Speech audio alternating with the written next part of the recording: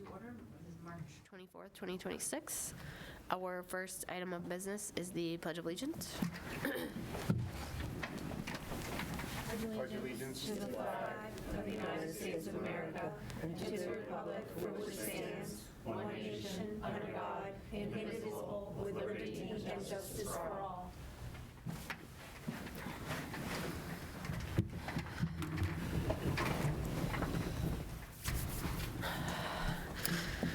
All right, good evening.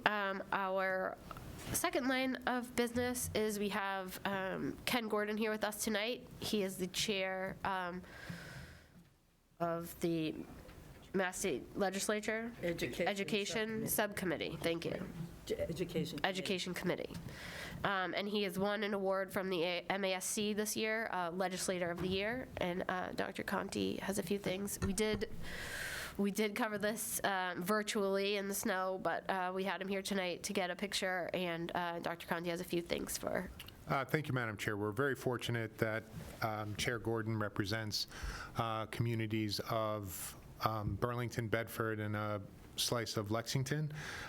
Work with Chair Gordon for around 13 years and has always been a strong supporter of public education, which is really why I think MASC wanted to recognize his effort.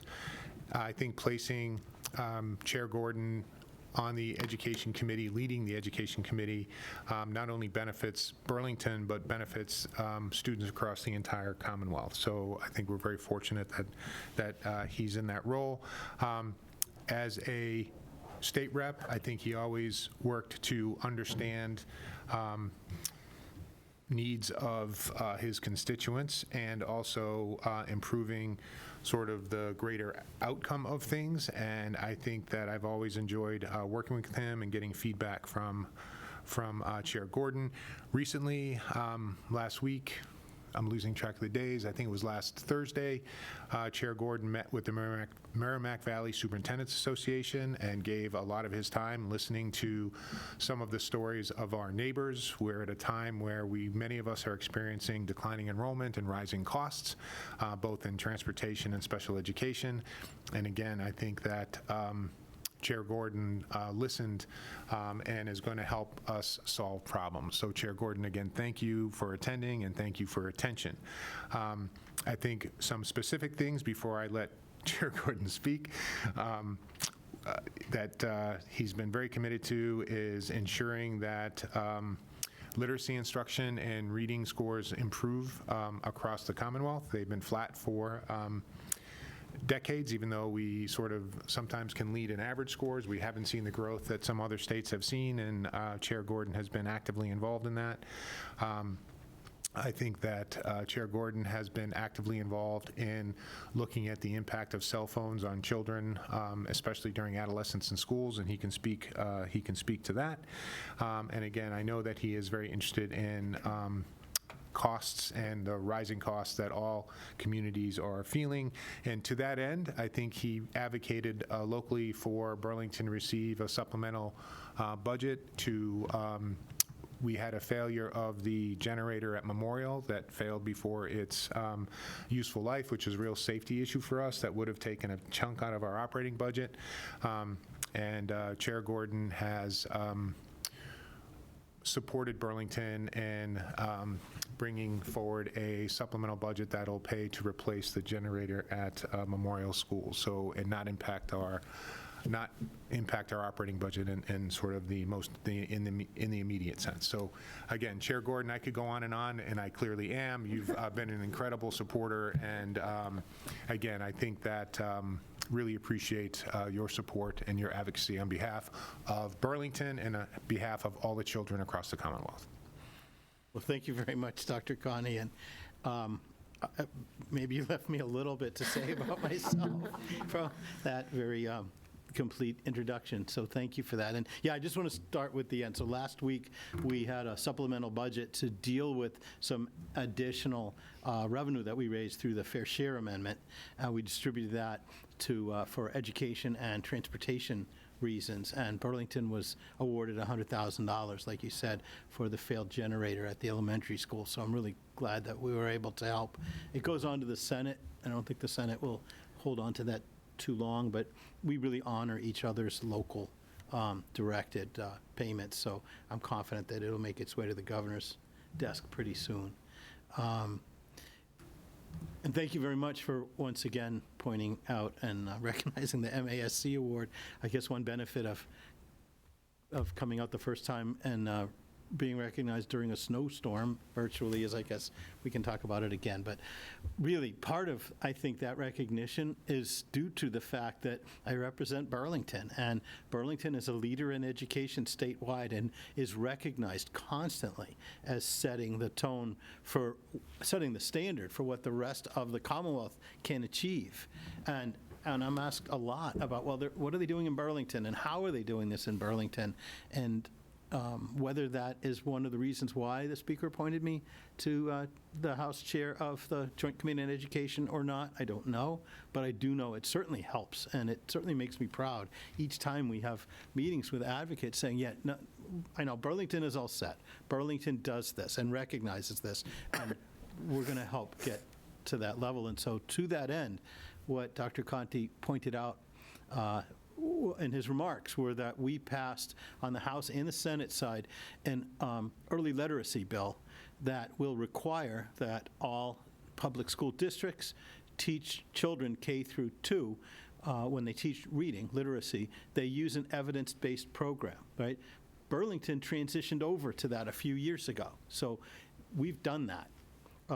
There are about a third of the districts in Massachusetts that still haven't done it, and this bill is directed at causing those districts to come over and use programs that basically go back to what we'll call Phonics Plus. It's basically sound out the word, and it's a challenge for some students to sound out the word. It's not easy to decode using letters, but programs that became popular, which used substitutes for letters, like pictures and context, is something we're just not interested in. You can use pictures and context, of course, but they have to be used with the letters of a word, showing the students the letters of the word. So that bill was passed by the House, passed by the Senate. There are some small differences, but because they're not the same, we're in what's called a conference committee with 3 House members, 3 senators. I chair the House side of the conference committee, so just 6 of us. And I'm hoping that in the next couple of weeks we work out those slight differences and have that passed as into law, which, as I said, won't really directly impact Burlington because you've done it already. And that's the difference now. I've been serving now for 13 years. I still advocate, as with the generator earmark in that bill, for Burlington, but also I can bring what I know to help statewide. As Dr. Conti said, the next thing that we worked on is cell phone access for students in public schools. And both the House and the Senate have passed bills, and both of them, what they have in common, and this will, I think, impact Burlington a little bit, is that the restriction would be bell to bell, which is to say not between classes. Between classes, the restriction would still apply. And many of our districts, if not mistaken, I think that might be here, will still allow students to have access to their phones between classes. We just found, speaking with sociologists and scientists around the state and for the last few years, that we think the best way to do it uniformly is a bell-to-bell restriction. So I expect that to come up soon, not quite as soon as, or the early literacy is a little ahead of that. And the next thing that we're working on is the graduation requirements that will replace the MCAS. We are really in need of making sure that we can identify the districts in our state that are not educating their students to the level of that they should be, that a B in one district equals something similar to a B in another district, so that our employers know when they see someone's grade, their grade point average, what that really means. It's also unfair to the student, because if they're not given an opportunity to learn at the same level as someone of a different zip code, that's just not fair at all. So what's happened is that there was a commission that was formed, bringing stakeholders together. There's a draft report that they issued in December, and their final report is in June. And out of respect for this commission, we're going to hold off until June until we pass any significant legislation that it may be required as a result of it, because if not, we're ahead of it, and then all their work is kind of for naught because we would have done something anyway. We have a pretty good idea, and I think you probably do too, and you've probably heard the format that's being considered is, things including the MyCap, which allows for, or provides for students to get together with counseling at an early grade and map out or just discuss, here are the opportunities here in Massachusetts public education that you may be interested in. And students, therefore, that just weren't considering certain options that were, that they had. Sometimes their families weren't aware of certain options, and sometimes just the students weren't focused on it. And now you can think about, okay, you seem to have an interest maybe in, say, a field that may be covered by Shawsheen, for example, may be covered by a certain program in our middle school and then high school. And maybe it's something that maybe there's a 4-H, the 4-H club might help you get some experience in that way. And here's some mapping ideas that may help you go through, whether you're looking at, post-secondary education, where you're looking at the military, where you're looking at a trade. Here are the options. So that's the MyCap. And then working on a capstone, a portfolio project so that a student can focus in on something really interesting to that student is a way of measuring their success through school. And then I think what we really have to put our heads together on would be this, what they call the end-of-course assessments. I think we still need, I'm not, frankly, I'm uncomfortable unless we have some way, at the end of a course at least, to measure, did that course teach you what it was intended to teach you to some level? You took Algebra 1. Did you learn a sufficient amount of information about Algebra 1 to get by, even if your school might provide a certain grade that another school would provide a different grade for? And I think that we now have to talk about, okay, what will be the consequence? What's at stake here? And I know that there's a group in Massachusetts that talks about high-stake testing. There was a ballot question about that, so we can't replicate that. But there has to be something that we can do to help us identify what schools need our help. We have fair share revenue. Where best can we put it? So I think that's our challenge with respect to that. I think that's what we're working on. Well, those are some of the major things. As Superintendent said, funding is an absolute issue. And different parts of the state have different challenges. And they've come to me. I'm going to Friday. I'm going to Sunderland and Greenfield, the western part of the state, very drastically declining enrollment. And some places have, there are so many financial challenges that are different, and that just makes this kind of interesting, but also it's a challenge that we have to solve. So that's what I've been doing as House Chair and joint in education. I'm really happy to have been placed here. It's really an honor, and I'm delighted that the Speaker had confidence in me to do it. Thank you so much. Forget to call. Oh, sure. Ken. I'm not going to call you Chair Gordon. You're Ken to me. Good. Thank How you. you doing, Ken? I'm doing fine. Good. Thank you. Good.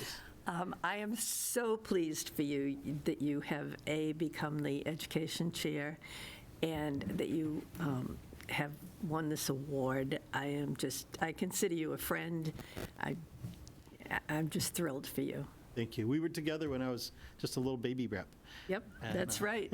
That's right. And it's been an interesting journey. You may live in Bedford, but you're part of Burlington as far as I'm concerned. Thank you for pointing that out. This is my home, too. This district is my home. We all live somewhere. We all have a house and a bed somewhere. But for 13 years, this district, which includes Burlington, has been my home. Yeah, well, congratulations. Thank you. Go ahead. Again, I was just going to say I'm very pleased as well. I remembered when we first came to Burlington, and we would see you at so many events, and that always impressed us that it seemed like you really cared. And it's not just you were one town away. I think you make your way around to a lot of different places. So again, congratulations and well deserved. I appreciate that. I'll take questions, too. So I also want to extend my congratulations to you. A well-deserved award for all the hard work that you've put into making early literacy, evidence-based early literacy, Right. accessible to students across the state. That's incredibly important. And also financial literacy. And if you could kind of give us a little bit of background information or color on your work in that place, that would be great. Yeah, so the same day that we did early literacy, we also did financial literacy, which we've been, frankly, we're a little hesitant because that's going to also be part of the recommendations of the Graduation Requirement Council. But we were so confident that what we were doing was so consistent with what they were doing, and we wanted to get ahead of making sure that it gets into the curricula for next year. So it will provide an opportunity for all our students at, age-appropriate levels to understand the responsibility of finances and the consequences of certain choices that they would make regarding finances. So they're a little bit aware that the choices they make affect them then and for the rest of their lives. So that'll be part of what we do. I think that what we do is we provide that DESE would create a framework saying, okay, we want you to teach this, which would be financial literacy, and then it's up to the district as to how you do it, whether it's a class or whether it's part of another class. That's up to you. We just want the subject matter covered. I think it's very important, and I appreciate you and the work that you've done. Thank you very much. Thanks. I believe we have some goodies. Oh, you do. Thank you, Madam Chair. Yeah. Goodies? Not edible ones. Swag. Chair Gordon, you can wear it with pride. Thank you. Thank you. On behalf of the community, Whoa. thank you for your support. All right. There we go. Oh, we should have had that in the picture. We have to do another All right. picture. Oh, no. We have to, Thank you, everybody. so people can watch. Cool. You can see. You're welcome. This is great. I appreciate it, and to the extent that the teachers and administrators are watching, anytime anybody wants to come to the State House, it's a living museum, and I've had classes come from Burlington. I look forward to having more classes come from, it's Student Government Day is coming, and you're sending a representative, so thank you for that and being involved. Thank you, everybody. Thank you very much.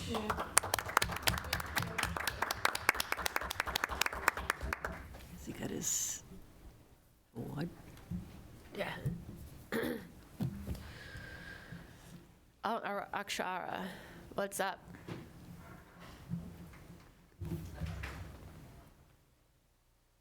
Seniors are all gone. Hey, Ken, have you got enough wall space for that? I would have to make some.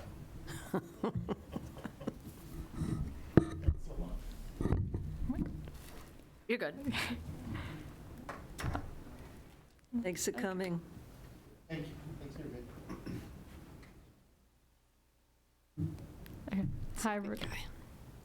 Hi, everyone. My name is Akshara Agrawal. I'm the student rep for Student Council at the Burlington High School. So starting off strong for the seniors, they know when they're going to sell the prom tickets, which is going to be 2 or 3 weeks before prom, and prom is May 8th, so they should be starting to sell mid-April, I would say, like before April break. The tickets are going to be $115 per person. So, yeah, they're looking forward to just getting those tickets sold by prom. And then their senior assassin game has also started. For those of you who don't know what that is, it's a water gun fight that all the seniors do, which is not allowed to happen in school. So outside of school, around town, you'll be seeing a bunch of seniors with water guns. They'll get scared. Oops. And then seniors are also going on senior internship as soon as quarter 3 ends next week. So by quarter 4, the seniors will just be in school for their AP classes. And for the juniors, they are having a Easter egg fundraiser, which in the last day to order is April 1st. There will be flyers around the town and around school for parents who are interested to order the Easter eggs for their children at home. And for the sophomores and freshmen, they're planning the semi-formal dance this Friday, March 27th. Right now, they're in the process of selling their tickets at lunch and through their homeroom classes. They have spike ball at the event as well, so please go if you like spike ball. And then the sophomores are also having a Chipotle fundraiser on April 1st. That's it. Thank you. Awesome, thank you. Did the parent Easter egg thing go on Parent Square? Yeah. You did? I saw a message. Oh, all right. Yesterday, I didn't- or it was on Facebook, maybe. I definitely I saw saw it. it on Facebook. Okay, I don't have Facebook, so maybe we get it on Parent Square? Okay, I can make a note of Okay. that. Thank you. Yeah. It's kind of fun, not have to hide them yourselves. I was wondering, Oh, yeah. excuse me, I was wondering if there was a way to donate to maybe families who may not be able to donate themselves to a family that needs Oh, I it. wonder if Gloria Yeah. could, Just curious. yeah. Yeah, like with the yearbooks. Yeah, just find an address Gloria has that needs, any would like to have families, something, yeah. and then you can donate it to an address and surprise them. You can let us know if you Yeah, I can- let us know if there's a way to do that. I can find out something more about that, and I'll bring that up as a point Maybe if they through haven't. Joyce, Yeah. or help us or something. Through the chair, I was thinking the same thing about prom tickets. If we have students that want to go but can't afford to go, I'm sure that we have some way that we've been supporting students in the past. So I hope that we continue that. Okay. And if students need that, then they know who to reach out to. I'll make it as a point at plenary. And then the Cambridge Closet also has been supporting the prom with, Everything you need for prom. yes. Thank you. Yeah. Thank you so much. Thank you. All right. I will start public participation. It is 7:23. Anyone here? No? Anyone online? Oh, go ahead.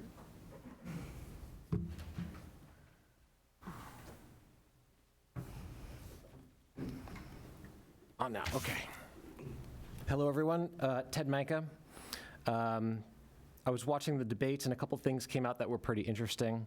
I just want to say that public service is about accountability, and one of the school committee members has shown a consistent pattern of avoiding it. One of the school committee members claims to be a project manager, but in the professional world, a project manager's most vital tool is the lessons learned session. You don't just look at what went right, you obsess over what went wrong so you can fix it. Yet during the superintendent's evaluation, Mrs. Bond specifically requested only the positive things from every school. This isn't oversight, it's a highlight reel.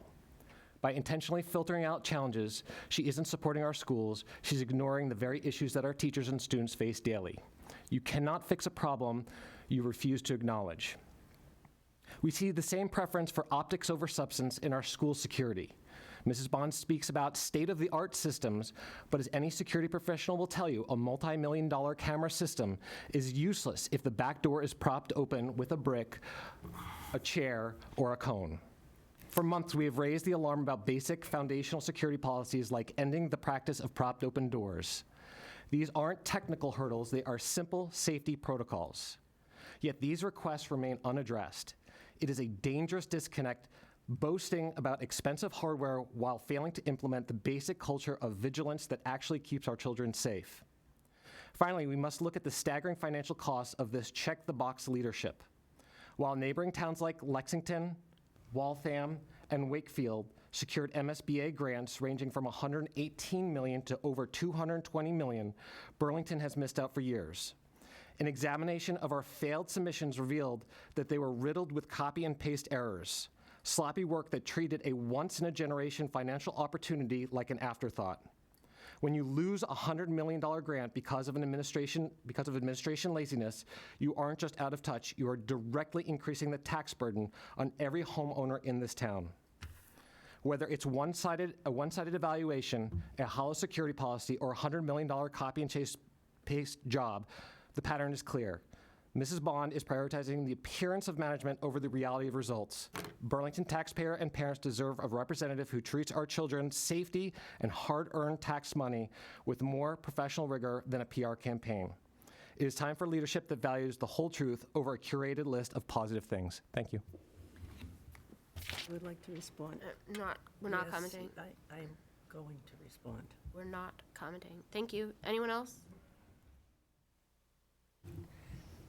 Point of order, Madam Chair. This is not a political venue. That was totally out of line. If you have political comments to make them in a political forum. You were wrong on so many levels. Did you read the policy I sent you? I certainly did, yes. Yes, well, the policy Right. We're not yelling to The them. policy was followed Order. with the door propping. Yes, Thank it you. was. It was after school. Do we have subcommittee reports?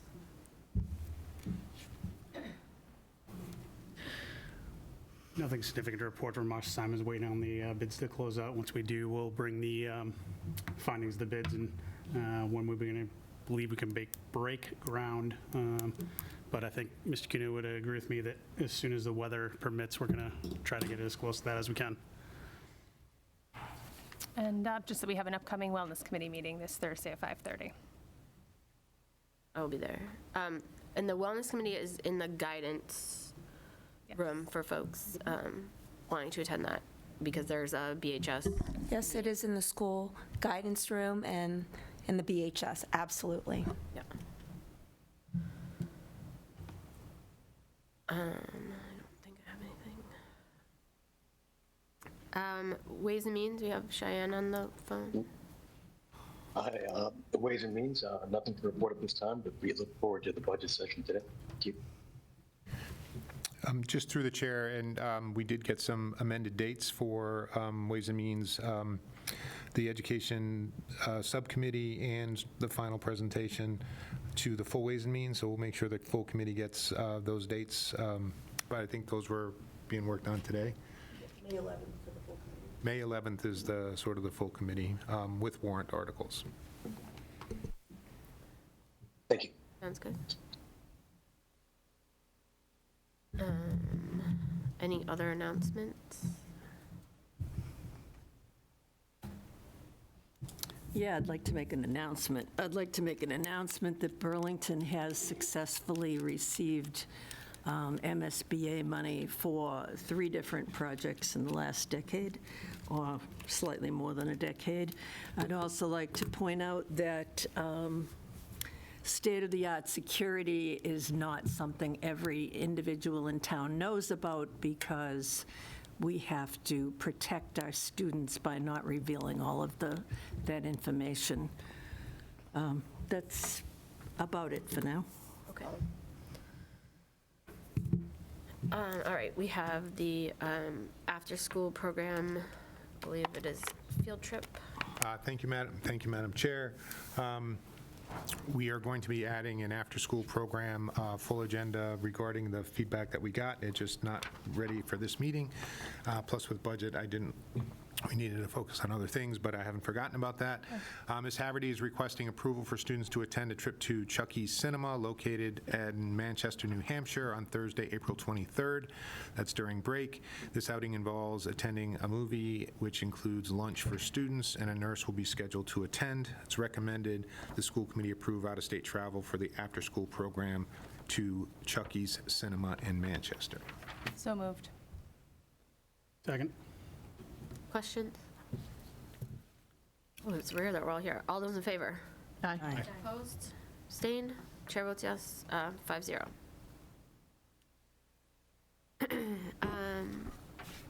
Dr. Chen, we're editing policy JLCA. Yes, that's right. You had approved it, but I just wanted to give you one editing piece. It's just that the hearing screenings will occur in the year of school entry and annually through grade 3. That was the only edit that needed to be made. Everything is on par. So it's recommended that you approve the edit, policy JLCA for physical examinations and screenings of students. So moved. Second. Questions? All those in favor? Aye. Opposed? Abstained? Chair votes aye, 5-0. Similar, this is also a policy, SBIRT. Yes, the questions have been posted since our last meeting. They are on the website. Legislation from Massachusetts say that we have to, by state law, give the SBIRT to our students, and parents can opt out. So we're recommending the committee to approve SBIRT as described. Again, parents can opt out of the SBIRT. Just, Madam Chair, just all the questions have been posted to the website. Again, this is a state-mandated screening, and again, like our other state-mandated screenings, given your new policy, we wanted to bring it before the committee, but we're asking the committee approve the screening which we sort of have to do, and approve it as an opt-out because that's what we've always done and that's what the state recommends.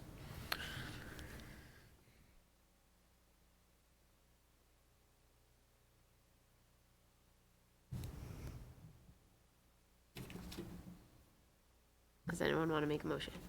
I'll make a motion to approve the SBIRT as described.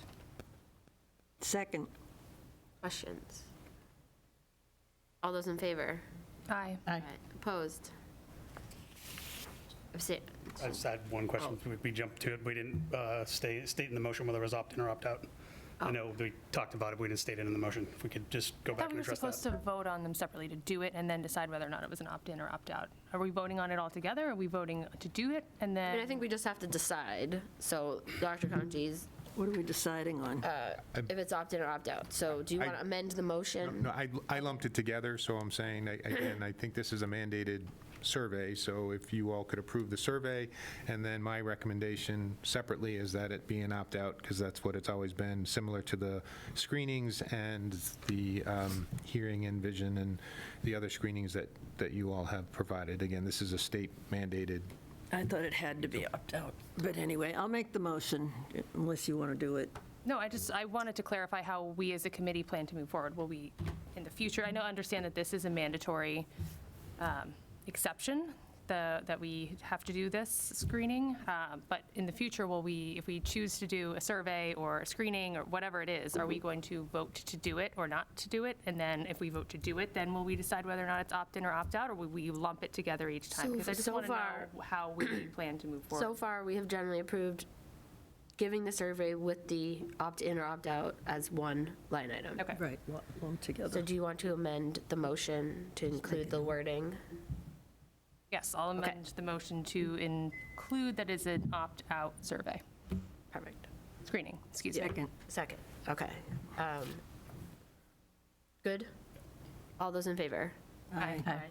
Opposed? Jeremy, did you abstain? No. Did you vote? Yes. Sorry, I didn't hear. Okay, so motion passes unanimous, 5-0.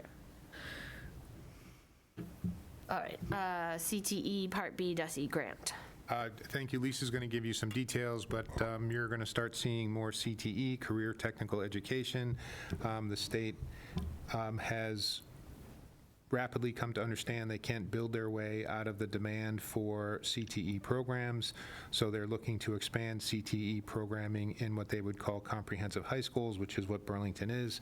They're also referred to as Chapter 74 programming, so if you hear Chapter 74, it's just a different funding mechanism from the state. So we are working with the high school. Dr. Chen is working with a bunch of folks to look at expanding potential CTE, career technical education pathways, and the state is providing some exploratory funding. So Lisa, go ahead. Yeah, so I just wanted, it's very exciting. We're going to continuing on by expanding what we already do, and that's going to be in programming and web development, and they would engage in 900 hours of CTE coursework in this technical area. Classes all count towards the BHS graduation requirements, and what we're seeking the school committee to approve is the $35,000 planning funds. We were awarded that, $35,000 for planning funds that would support staff stipend to develop the MyCap modules. Those are the My Career and Academic Programming to help students explore their career interests and inform them about high school options like the CTE program. It would also support the development of informational materials for parents or caregivers and students, curriculum materials, teacher licensures cost, because teachers need to have a CTE license in programming and web development, and membership in the Massachusetts Career and Technical Educators Organization, and any outside consultant assistance in developing this program. Sure. Just one question. Does the grant cover costs for any software licensure? I don't know if you covered that or not.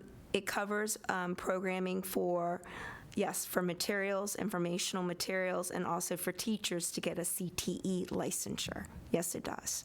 So I'm talking about the programming software they're going to use in the class going forward, because that'll be a O&M burden we're kind of taking on. I just didn't know if we could get the initial license through this grant. don't believe this is for planning. I think if once we have the program, they'll make other funds available. And again, typically our state funding comes through Chapter 70, as you know. We believe that this is going to be a different revenue stream through Chapter 74. So I do think we're exploring those options. But again, this is mostly just to create the program. Thanks. Any more questions? You're looking for a vote on this, right? Yes, it's recommendation, the committee accepts the DESI grant in the amount of $35,000. And as Dr. Conti says, it's the planning grant to plan for it. So moved. Second. Questions? All those in favor? Aye. Opposed? Abstained?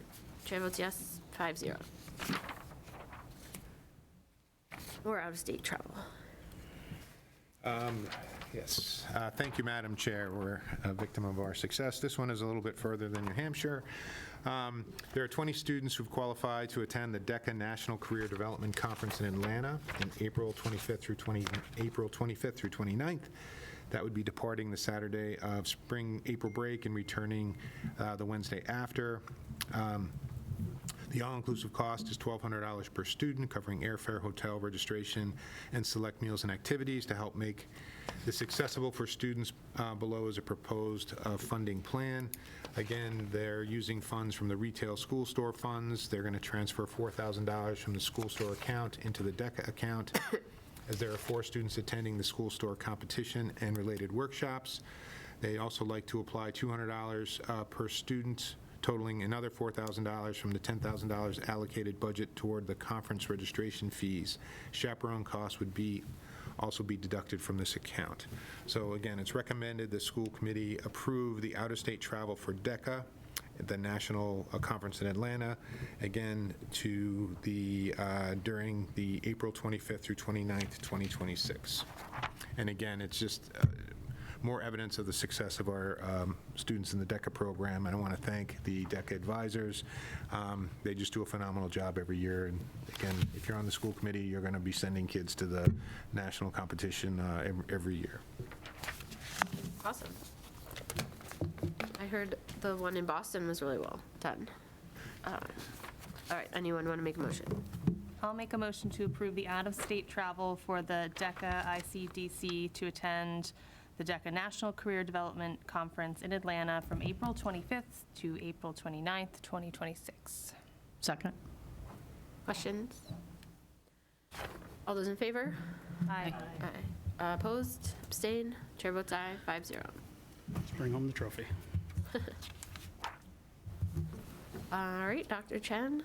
Just Excited before for this? Oh. Lisa, just again, is going to go through the middle school. We are joined by our outstanding middle school administrative team. So we have Principal Tim McMahon.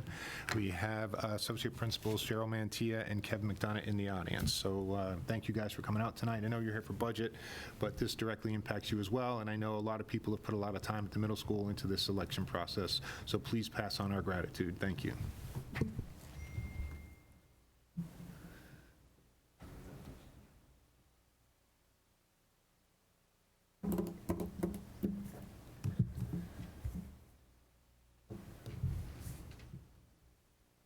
So again, as Dr. Conti had said, first of all, I really want to thank Principal McMahon and Kevin McDonough, Cheryl Mantilla. Thank you so much for all of your hard work and your support.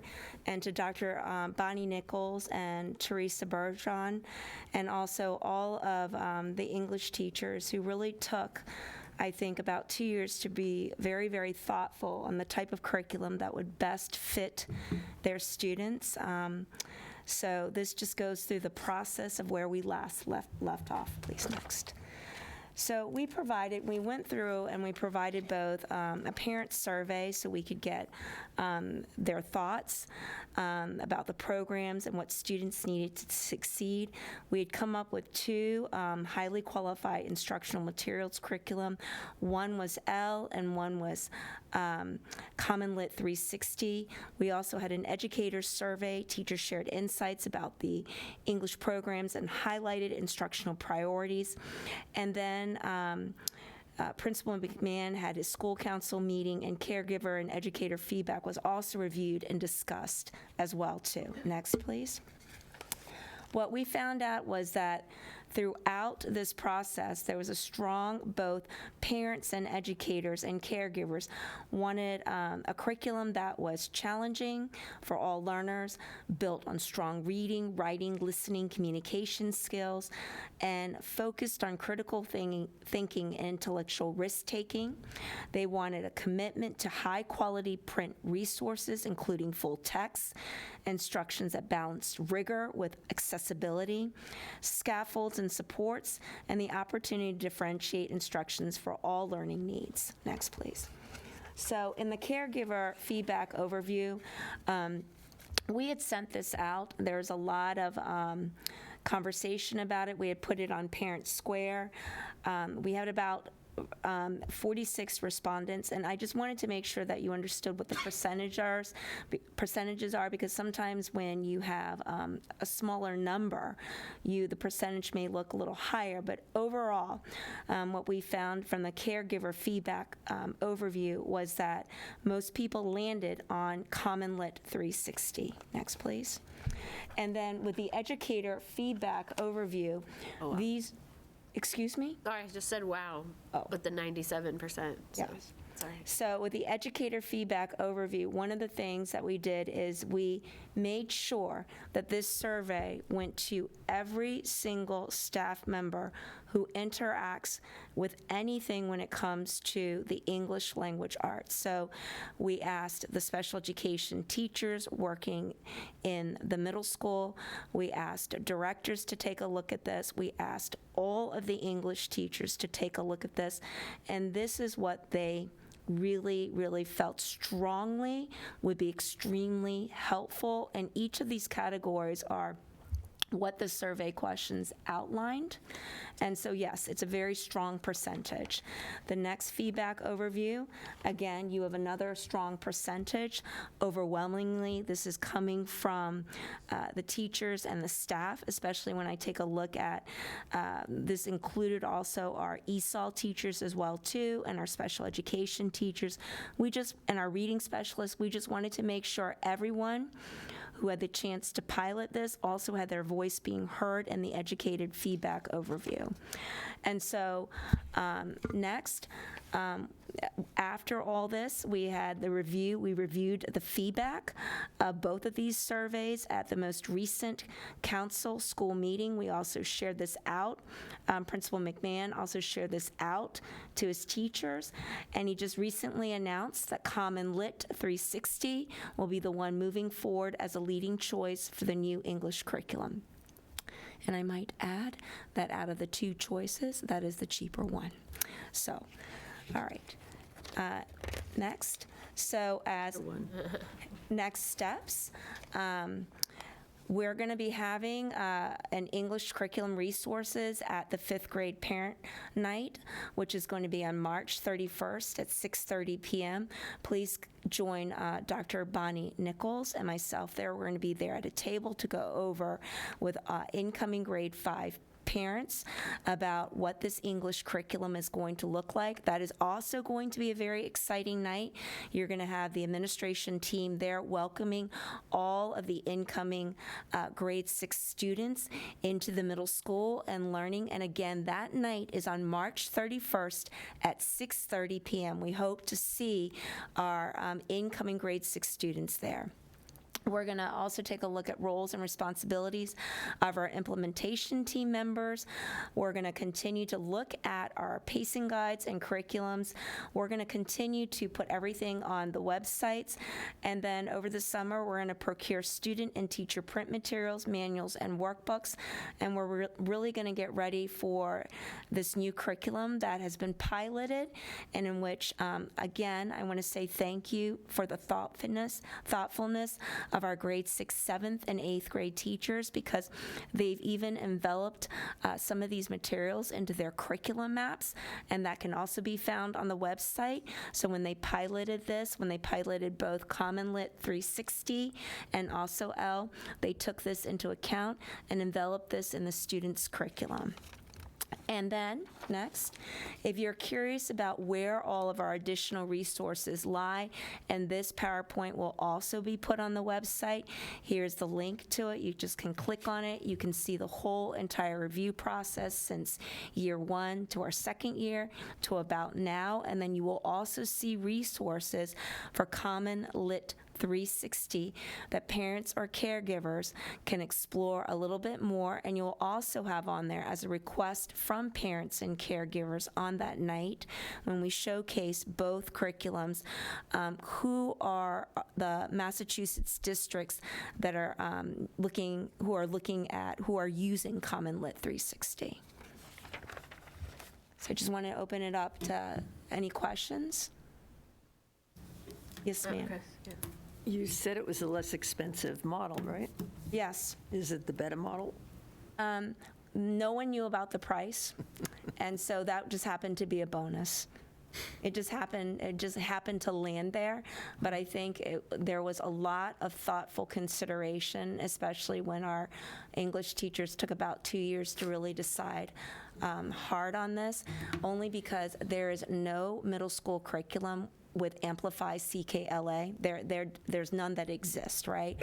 So they needed to take a look at what's going to be comparable to Amplify CKLA when the students that we have that are coming in now are going to have writing, vocab, when they're going to be a mix of some of the curriculum that is going to be in science and social studies. So they wanted to find a piece that would transition very nicely. They landed on L and they landed on Common Lit, but they found that Common Lit 360 fit more to what they were already doing. And both are highly qualified instructional materials, like as Ken Gordon spoke to, that this bill is really, I mean, even though that's only K2, K3, this where we're moving is HQMI.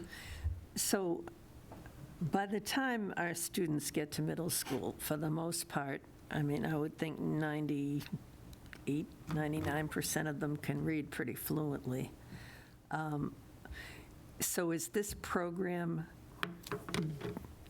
different in that it just expands on knowledge, and given that they have that ability when they get to middle school?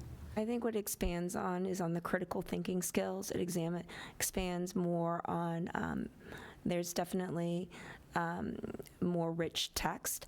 I think there's more development when it comes to vocabulary, and there's definitely more writing and grammar, and they were looking for all those things in a curriculum. I attended the night when we saw both, so I liked them both. They seemed really exciting. I know the teachers seemed very excited about this Common Lit one, and one of the pieces of feedback that one of them said was that the students are reading the whole book. So not just excerpts from books, so the whole novels, and I believe that was called, like, what was the term? Like muscle, endurance, reading endurance or something like that. Yeah. So I like that, and this had some cool, the one thing I liked is that 6th, 7th, and 8th grade is doing the same track. They're obviously doing different things, but when 6th grade is doing a research, 7th and 8th grade are also doing research, so I thought that would be a cool opportunity. So like everyone in school is doing a research project for different subjects, but research and like, you know, narrative all at the same time. So I thought that was really well done with this program, and I think it's very coincidental that it happened to be cheaper. So I'm happy that the teachers seem thrilled. I'm excited. I have a 4th grader, so he'll be there soon enough. So I'm excited to see this go in. Through the chair, I think one of the things that kind of sold me on it too is after going to the information night was speaking with the teachers, the backside support for them, and the information that's available to them through the electronic portions of this programming are pretty robust, more so than the EL. Oh, go ahead. No, I was just going to agree with that when I attended, I felt the same way, that the teachers seemed very strongly favoring this for the same reasons, that they had the support that they needed in order to, you know, get through the program and get the students where they need to go at their level. And it's flexible, and I like that it incorporated all the different, like you were saying, it makes sense when we saw the two. They both seemed very good, but I'm really excited that we're going with the one the teachers like the best. Through the chair, this is, I have access to Common Lit professionally. I think that it has a lot of great articles that kids are interested in reading, and if you can really get kids interested in a certain topic, like Tony Hawk and the poetry of failure, connecting them to things that they're already interested in, you're going to increase engagement, which I think is huge, especially at the middle school level where, it can be a little bit more of a challenge. And I also wanted to echo what Dr. Chen said, that there is a lot of stronger focus on vocabulary building, which increases comprehension and reading fluency as well. Also writing and organizing your writing using whether it's brain frames or graphic organizers, things that are going to help students be successful when it comes time for the MCAS as well. Thank you. Another. Go ahead. What about a student that's advanced? Does this program enable them to move ahead? In what I've looked at the program, the answer is yes. I think one of the things that they looked for was a program that not only would provide much differentiation and scaffolding, but also both programs were quite rigorous. So I would say the answer is yes, because they also looked for a program, and I heard that from the teachers, that they were looking for programs that would challenge the students who already came challenged. Okay, thanks. In light of our agenda this evening, do you want to recommend a motion? Yes. I'd like to recommend a motion for you to vote that this is the curriculum adoption, which is going to be Common Lit 360, and that this is the program that moves forward for our middle school English teachers. So moved. Second. Thank you very much. Any more questions? All those in favor? Aye. Aye. Opposed? Abstained? Chair votes aye. 5-0. Thank you. Thank you to the, I know we had a team of people really looking into this for almost this whole entire year. So thank you all, and I'm excited to move this forward. And I want to say a big shout out again to our English teachers who put in a lot of time in looking at this. So thank you. Are you going to stay there for your report? You don't have to. No, it's okay. This is my report, so I wanted to save you time. Awesome. Thank you. Yep. So building rental fee request is next. Thank you, Madam Chair. RSS Oasis, a nonprofit, is requesting to rent the high school cafeteria in June of 2026 for approximately 4 hours to host an event. It is requested that the school committee consider waiving the cafeteria rental fee charged from this group for this event. That fee is currently set by the committee at $100 per hour. The nonprofit would still be billed for the cost of the custodial coverage required to run the event, and they would submit a requisition in accordance with district policy, a query, I think, in accordance with district policy. Is that correct? Certificate of Insurance, COI, sorry. The reason for the request is that the specific nonprofit has worked very closely with the Science Center for the past 25 years to provide the district with alligators and other living reptiles for the center, as well as provide care for our tortoises, boa, and other animals during the summer vacations at no charge to the district. It's requested that the school committee approve waiving the hourly fee for the rental of the cafeteria for Rainforest Reptiles event this June of 2026 in an effort to recognize and support their past and ongoing contributions to the district. So again, it's recommended the school committee vote to approve the request to waive the building rental fee for the nonprofit RSS Oasis in June of 2026. So moved. Second. Questions? I'm glad. Reptiles. Yeah, I'm glad our animals have summer vacations.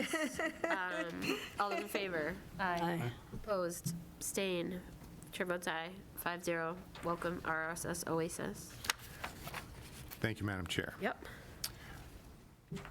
Again, Ms. Kasha, the next agenda item, may I move on? Yeah. Oh, yeah. I'm sorry. Ms. Kasha is asking the school committee to approve a donation from the Memorial School PTO. Again, the funds are intended to purchase basketball nets for the outside of the school. Nicole, do you have an amount, or are they Yeah, approving the It's on project? there. $6,950 by the Memorial School PTO. Again, we're joined this evening by Memorial Principal Pat English-Sand, who strongly sort of recommends the approval of these basketball hoops. It's recommended the committee vote to accept a donation from the Memorial PTO in the amount of $6,950 to purchase basketball nets for outside the school. So moved. Second. Are you trying to speak or no? Oh, okay. Any question? All those in favor? Aye. Aye. Opposed? Abstained? Chair votes yes, 5-0. What are they, the Falcons? Go Falcon? They're birds, right? Eagles. Close, I was close. Oh, okay. Francis Wyman. I'm sorry.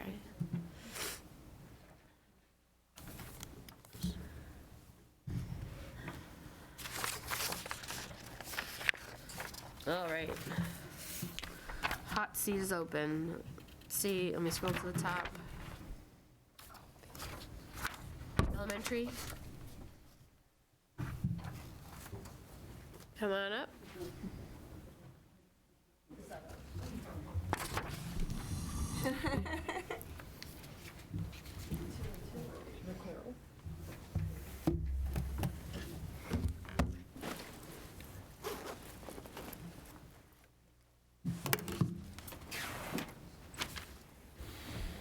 All right. Oh, squeeze it in. Is the mic on? Yeah. Yes. Okay. You don't have to speak right into it, but. Good evening. Thank you for having us. On behalf of the 4 elementary principals, we want to extend our gratitude for your support, as always, your ongoing support, and appreciate the privilege of working in a school district where your thoughtful decisions and priorities create a stable, resource-rich learning environment for all of our students. Your commitment to maintaining small class sizes is an ongoing priority and one we're truly appreciative of. That helps to maintain teacher-student ratios that help to create a sense of stability for staff and for the students. For example, obviously at Francis Wyman, the biggest elementary school, our teachers are incredibly appreciative and dedicated to making sure that they work to meet the needs of all of our individual students. And as we all know, those needs are getting greater and greater over the years. So considering that range of students' needs, both the academic and the social emotional, keeping a priority and a focus on small class sizes and low teacher-student ratios is really appreciated and something that we are grateful for your continued support for.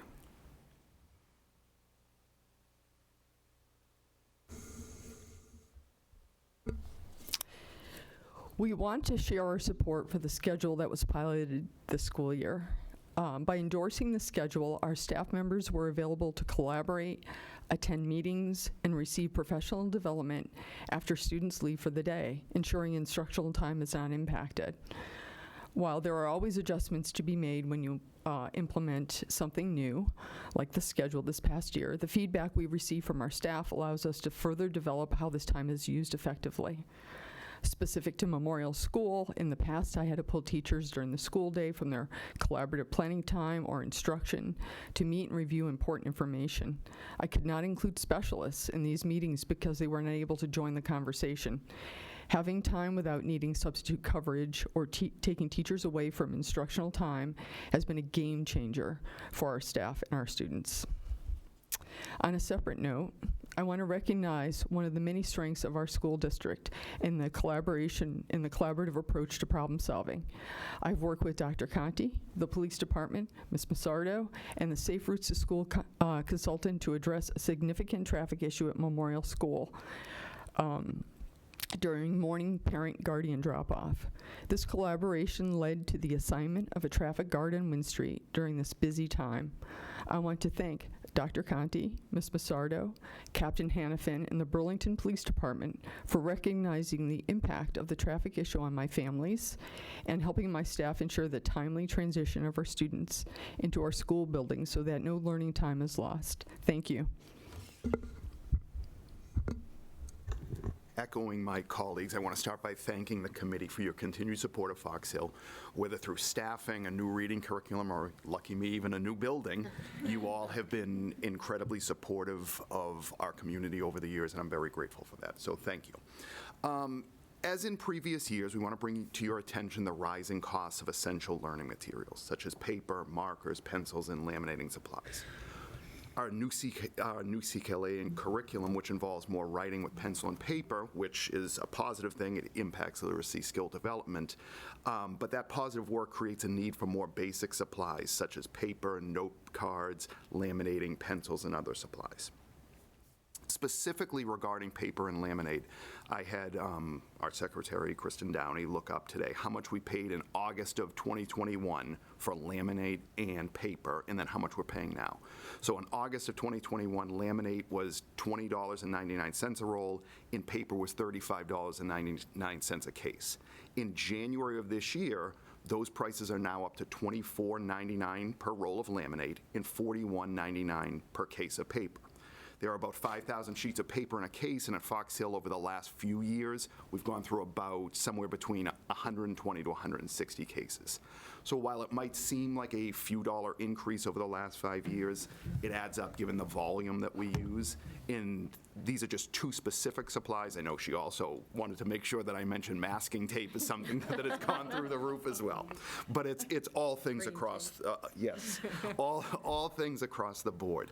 The price increases have been difficult to manage with our current school budgets, and we're respectfully requesting you to consider these cost increases relating to our operating budgets. Thank you. We'd really, all of us would like to thank the committee for allowing us to hire and retain just incredibly high-quality qualified staff. When we go into a interview or when a position's posted, we know we're going in and getting the absolute best teacher, and we can see that every day as we walk through our classrooms and settings, and that extends to not just instructional teaching, but our counselors, our school psychologists, our special needs teachers, just phenomenal high levels and high standards of which they uphold.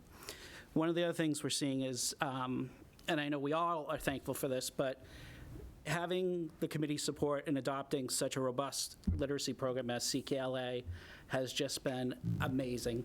I leave with a smile on my face. I've never heard such rich vocabulary amongst elementary students as I'm walking through rooms, as my colleagues have seen too. It's remarkable. The phonics instruction is fabulous. We've seen, it's wonderful to hear second graders talking about schwa sounds and diphthongs and digraphs. So it's a complete program, which has been something we've needed in Burlington for a long time, something that connected it all. In the past, we've been using components of different programs, and now it's all concise and in one plan.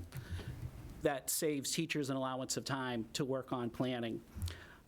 One of the things is that we really couldn't do this adoption and this 100% implementation of CKLA without our incredible teachers. Just a hats off to them. They changed their style of instruction to be with this program, and we adopted this K through 5. This wasn't a one grade level adoption. So the teachers in the higher grade levels have made differentiations and adjustments to their instruction, knowing that students had CKLA prior. And that really takes a high level of knowledge and skill that we attract in Burlington, which is great. One of the other things that I know Dr. Conti and Dr. Chen really take pride in, and we do too, is the connection our students have with their teachers. And when we look into this, or when we elicit feedback from our students, and I'll just say from me, when I have lunch groups and I ask the students, what's your favorite thing about school? Routine, it's not PE, it's not recess, but what I frequently hear is my teacher.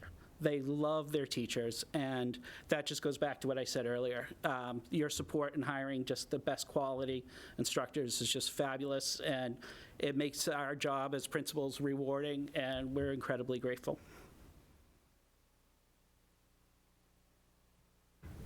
Thank you all, and that goes to building leadership as well, so thank you all. Nicole, do you want to go through some numbers? Sure. So I guess collectively there's around a $40,000 increase amongst all of the the elementaries for some of the things that they mentioned, the masking tape and the paper, but also some other trends were they increased the classroom allowance for teachers from $450 to $500, and for specialists from $200 to $250, which we've sort of held steady for at least probably the past 5 years or so. So with the rising costs, I think that was kind of overdue. And then equipment, I saw increase for the replacement cost of headphones in all of your budgets.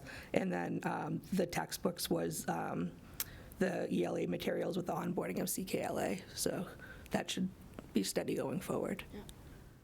I know we got an email, was it last year, with the teacher had detailed crayon price increase year over year. So we all know. Yep, I'm sure you've seen that, and there was, I think, in the first iteration of the budget, we've kept all the full-time equivalency, all the classroom teachers sort of the same as what it is now. I did send you Robin's sort of working model from the beginning of March, and we update that through the budget process every month. So you received sort of class size detail in terms of what we're looking at in regards to staffing and how we maintain those class sizes moving forward. We are seeing a smaller kindergarten class coming in, but we get students who register all summer, so not sure where the kindergarten will end up. So again, I think the principals have done a very good job in presenting their budgets. I don't think anyone has asked for anything that is outrageous. We did pull out all the new positions that were requested. Those are in your budgets as well. So we may have to talk about adding in some partials. Again, there may be a partial EL teacher added back into Pine Glen, depending on numbers and for scheduling. And there is still always the need for some assistant principals at both Memorial and Pine Glen that you guys hear about annually that we have not been able to fit into the budget in regards to providing oversight and feedback and evaluation support for staff in the buildings. Elementary principals have the largest evaluation load of any evaluators in the district. So I think that is something that has been in there constantly. What other positions did I miss? Trying to think. We had an EL, we had some assistants, and I think there was a reading specialist or two that were there that we may look at. So again, I think that everyone was very cautious about adding positions, and I think I would say, please don't let me put words in your mouth, but if we have to be really careful, which we do, maintaining small class sizes is sort of is a first priority for us in regards to getting the highest quality person working with students every day. So again, I want to thank the committee for that.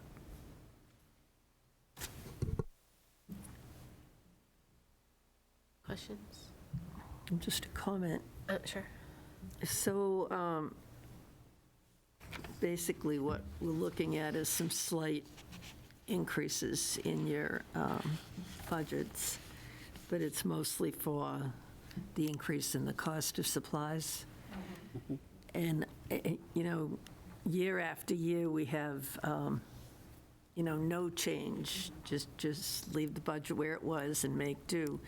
And year after year, I think to myself, how can they do that? What are they doing, giving kids 4 crayons instead of 5? I mean, how do you do it, And so I'm a little bit relieved to see that with the expenses the way they are today, I mean, they're horrible. They're just so off the charts that you need that money.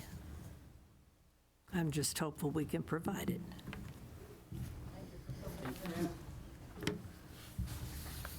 Thank you very much for coming and putting this in front of us, and good luck. Thank you. Yep. Thank you. We appreciate you.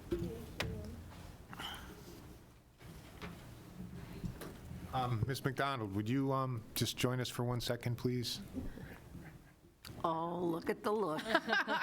She just gave you the look. That was the principal's look. No, that was the look. She did. So thank you for humoring me.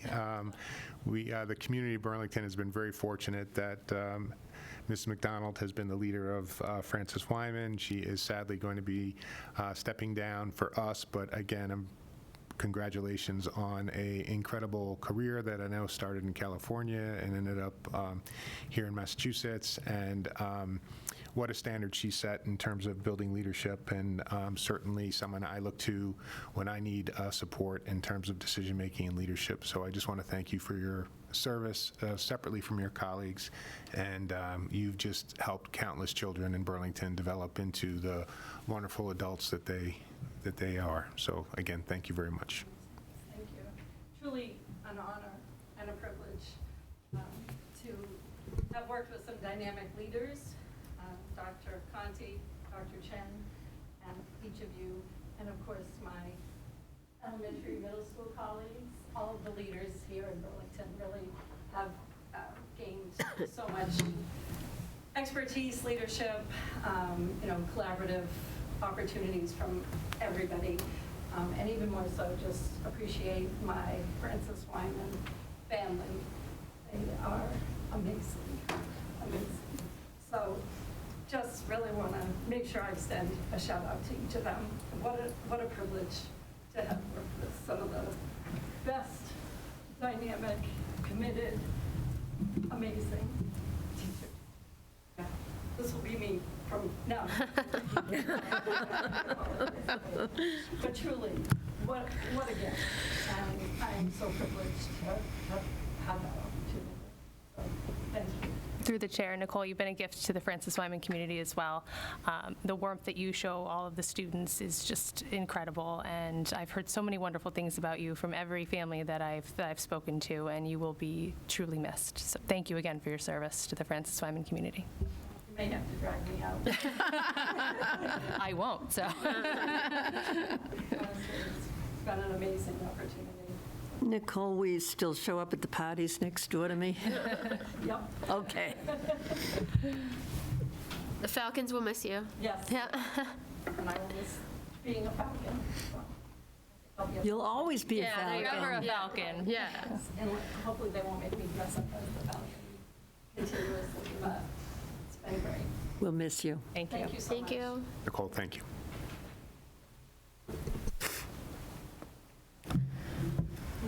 All right, who's next on the middle school? Is that? Yes. I close my window.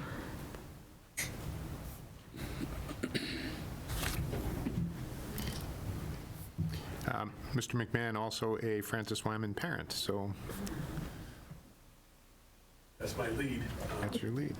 But, so, and Am I on now? Okay, thank you. Yeah, I want to stay focused, but I want to acknowledge Ms. McDonald.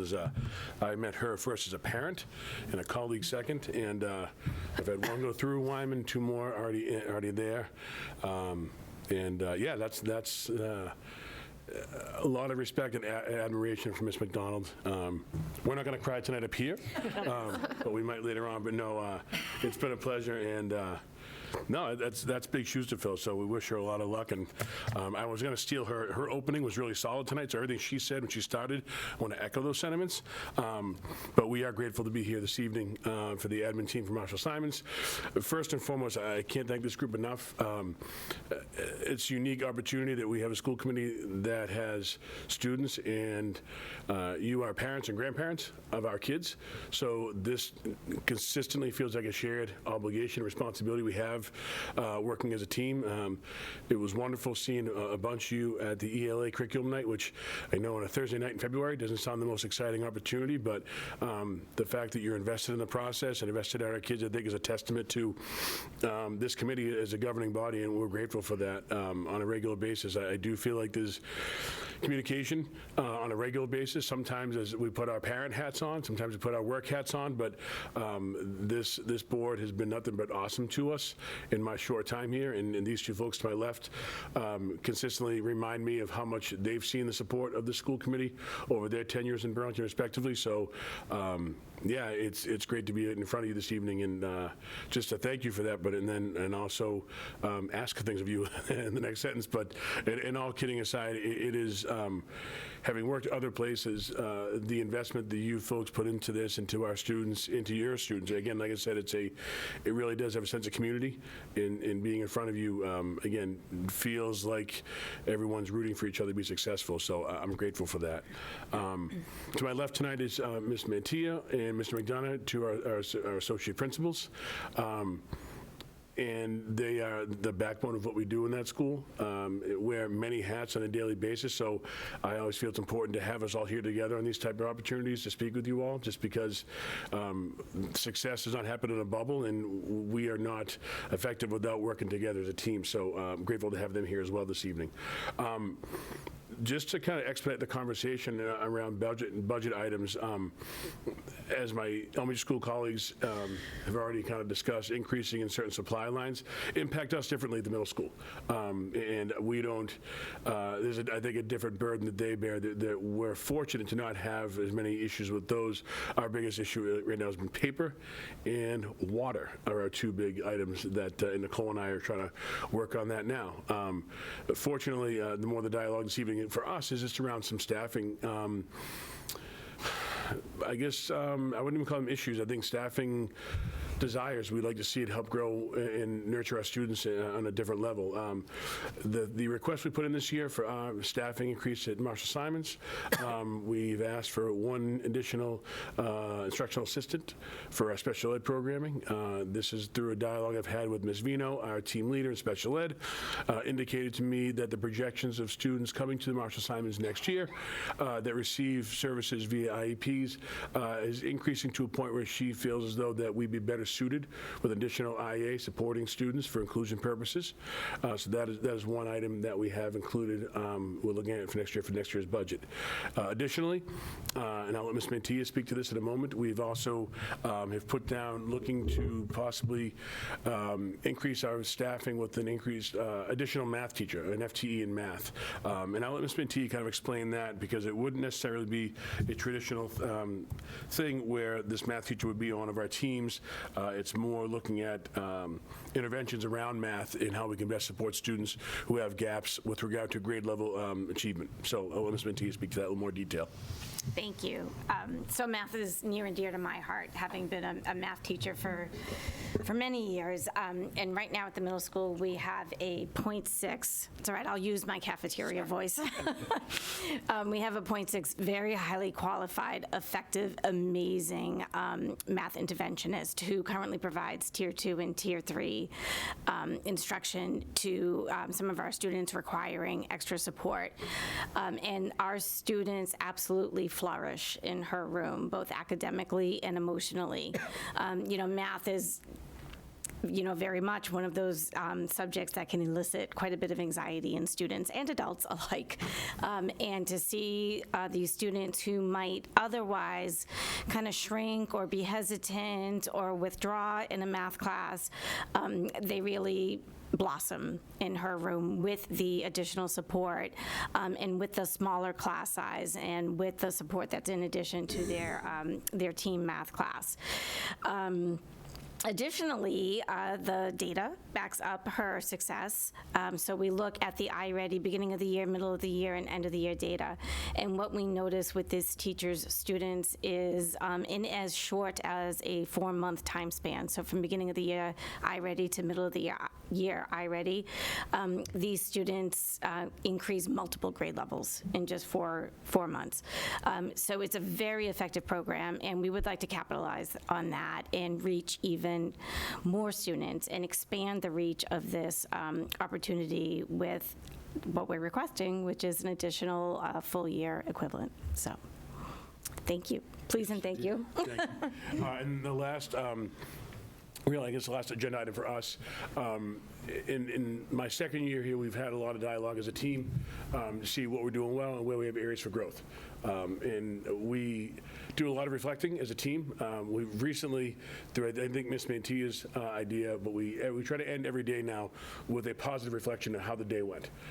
Sometimes it's a reach, sometimes it's low-hanging fruit. But as part of our reflective practices, we try to engage in it as a team on a daily basis at the middle school.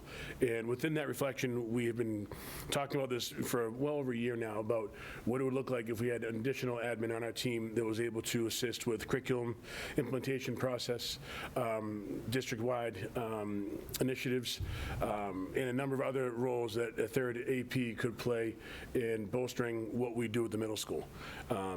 This person would be, again, in addition to our existing team, and serve a number of roles, everything from, and I'll let Ms. McDonough kind of speak to that in more detail, but it would be much more teacher-facing with regard to coaching aspects, evaluations, things of that nature. But and please know that when I have this conversation, I'm aware of what I'm asking for. But it is something that we feel would bolster what we're doing now and make us more effective, in particular with certain academic areas where we don't always have enough resources available to us in that moment. So Ms. McDonough kind of speak to that further. Thank you. So I think, after discussing this with both Tim and Cheryl, I think some of the things that we're looking for, if we were able to get this new person to come in and join our team, they'd really be able to work well with all of our curriculum coordinators. They'd be able to continue to help align curriculum with state standards and continue the work that we do with curriculum mapping. They'd also be able to work with all the department leaders on supplies, ordering, streamlining what that process looks like now. Right now, we have some people doing some of it, some people doing other things. So I think it would be able to streamline that process. They'd be able to work with the rest of the admin team to be able to review and revise policies and procedures to ensure that these are inclusive and support the academic success of all students. I think one of the main things that we've talked about is that this person would be able to contribute to what we call the IST team, or our instructional support team, and they'd really be able to focus on Tier 1, Tier 2, and Tier 3 interventions that promote the growth of all students toward meeting grade level standards. And then they'd be able to actually work with teachers, coaching them, going in and seeing and how that implementing all those new interventions would work, with the students in their actual classrooms. They'd also be able to, help with and implement and lead professional development for staff. And then I think the last part, among other duties that they'd have would be to collaborate with the counseling department to review programs and studies and support with outreach efforts and transition events that we have at the middle school. And I think that last point, thank you, Kevin. I think that last point also speaks to the MyCap piece we're seeing increasing, which we did secure. We did secure a small grant at the middle school for about $8,000 that we can help support our counseling staff throughout the course of the next, I think it goes for a year with regard to professional development or hours they're putting into the MyCap process. But again, it's just another piece of the puzzle. But again, it's an exciting time, and we are prepared to continue as a triumvirate. This is not, but again, I think it's more a conversation we're hoping to engage with the school committee about to see what our opportunities could be moving forward with expanding the team. So, anything else, guys? Again, Madam Chair, I just want to make sure I thank the middle school team. I think that they've had an incredible year. I did share with you the enrollment projections for next year, where the high school and middle school are, again, roughly 100 students apart. So we're seeing smaller class sizes up top. So I don't think any resource that Mr. McMahon and his team are asking for is out of proportion with the number of students that they serve. Again, obviously it's a different environment, a different landscape, but in terms of student numbers, they're there. So one of the things that we are hopefully trying to support is looking at where our adult salaries exist and where the students exist, and trying to match up where those adult resources may be needed. So again, I think we're in a fairly tight guideline. I think adding positions is going to be difficult. I just want to be honest, but we may look at reallocating some positions to meet needs, and it would depend on some retirements and everything else. But that's kind of what we're looking at. But if you have the perspective or the perception that the middle school is sort of a smaller school, from a student enrollment perspective, it is really very close to our 9 to 12 population. each. So just so you have that in your head.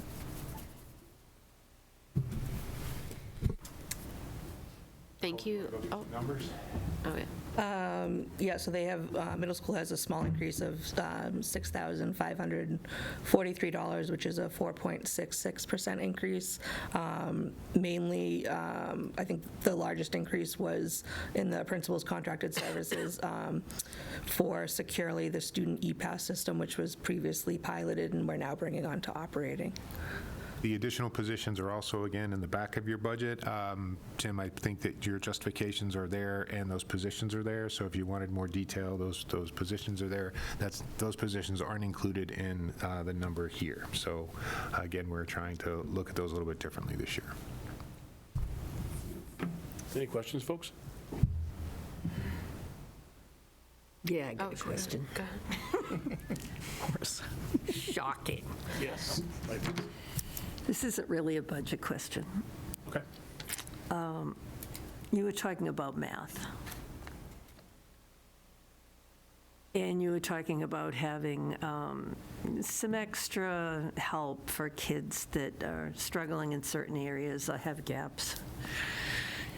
It's been a few years since BEAM went away. What do you have, if anything, for those students who are advanced in math? This year, we brought back the Math Olympiad. So that started this year with grade 6. That had been a previously approved stipend, just hadn't run for several years. So that is back up with some staffing this year. What is it?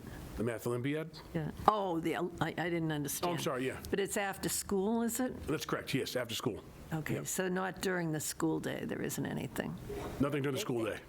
Yeah, but the big thing is, this year, we, through the math district review, we brought Algebra 1 into the middle school. So I'm it's familiar with this that. year, right now, it's the integrated grade 8 Algebra 1. Yeah. But we're seeing great success with that in the 8th grade. And next year, of course, we're adding in just the straight Algebra 1. And then the advanced class that's in the 7th grade is now consolidated grade 7 and grade 8. So we've upped the ante on that as well. That's good, too. So the 7th grade program is now going to, there's more opportunity for an advanced student to take a more difficult math class. And the 6th grade is just still the 6th grade math. We do think that's important because we have our children coming in from 4 Right. different elementary schools and different experiences, and we really want to make sure that we have that first year before we start placing them into, different slots to give them that opportunity to have the experience in middle school and get on board, do you know what I mean? And then see how they grow during that grade 6 year. And then incorporated with iReady and teacher recommendation, if they're ready to move on into the advanced grade 7 class. I'm very pleased with the new program that Lisa came up with. It's been like a lot of years I've been hoping to get algebra at the middle school, real algebra, not pretend algebra, but I'd like to see us have more for kids that can do more, and gradually maybe we can get there. Madam Chair, just one more comment, because I know it was a priority of the school committee. Tim, you also added a bunch of clubs, which really requires your time and energy, and a lot of teachers are contributing. So I know you added a musical this year, reinstituted a talent show, and some other after-school clubs and activities, and I know that's important to building an identity of the school, and so the kids, your children, sort of feel very attached to the building and engaged and connected to the building. So again, we talk about it like, oh, it's just a musical, and I know there's lots of hours and lots of time and lots of supervision. So I just want you to know that didn't go unrecognized by the folks up here too. Thanks. Yep. Through the chig. Kevin, weren't you in vaudeville when you were in? I was. Yeah, I remember. I was. We were hoping too, if we were able to add another associate principal, that maybe vaudeville would be able to come back. That person could also take on those duties at some point. I'll never forget that vaudeville. It was wonderful. Kevin has raved about his days of vaudeville, good, bad, and different. You just like getting out of class. Don't let him kid Well, you. that's a part of it. That's also where he found his passion for the clarinet playing as well. He's shy about it, but if we bring back vaudeville, he's definitely on He's board all for a in. solo. He's All in. all in. Yep. He's going to run it? Thank you for that. Oh, yeah, absolutely. Thank you for that endorsement. Through the chair, there should be a highlight reel of Kevin's Exactly. past Oh, yeah, performances, I think, I should wonder if set the I bet your tone. parents. I bet your parents have something. We need a video of Mark ticking off from that night. That was the best. Sure. Hey, we go way back. What can I say? It's great. Sorry I missed it. Thank you all very much. Thank you. Thank Appreciate it, you. folks. Thank you, guys. Yes. All right, I think we're going to be joined by Dennis Milano and John Allegretto.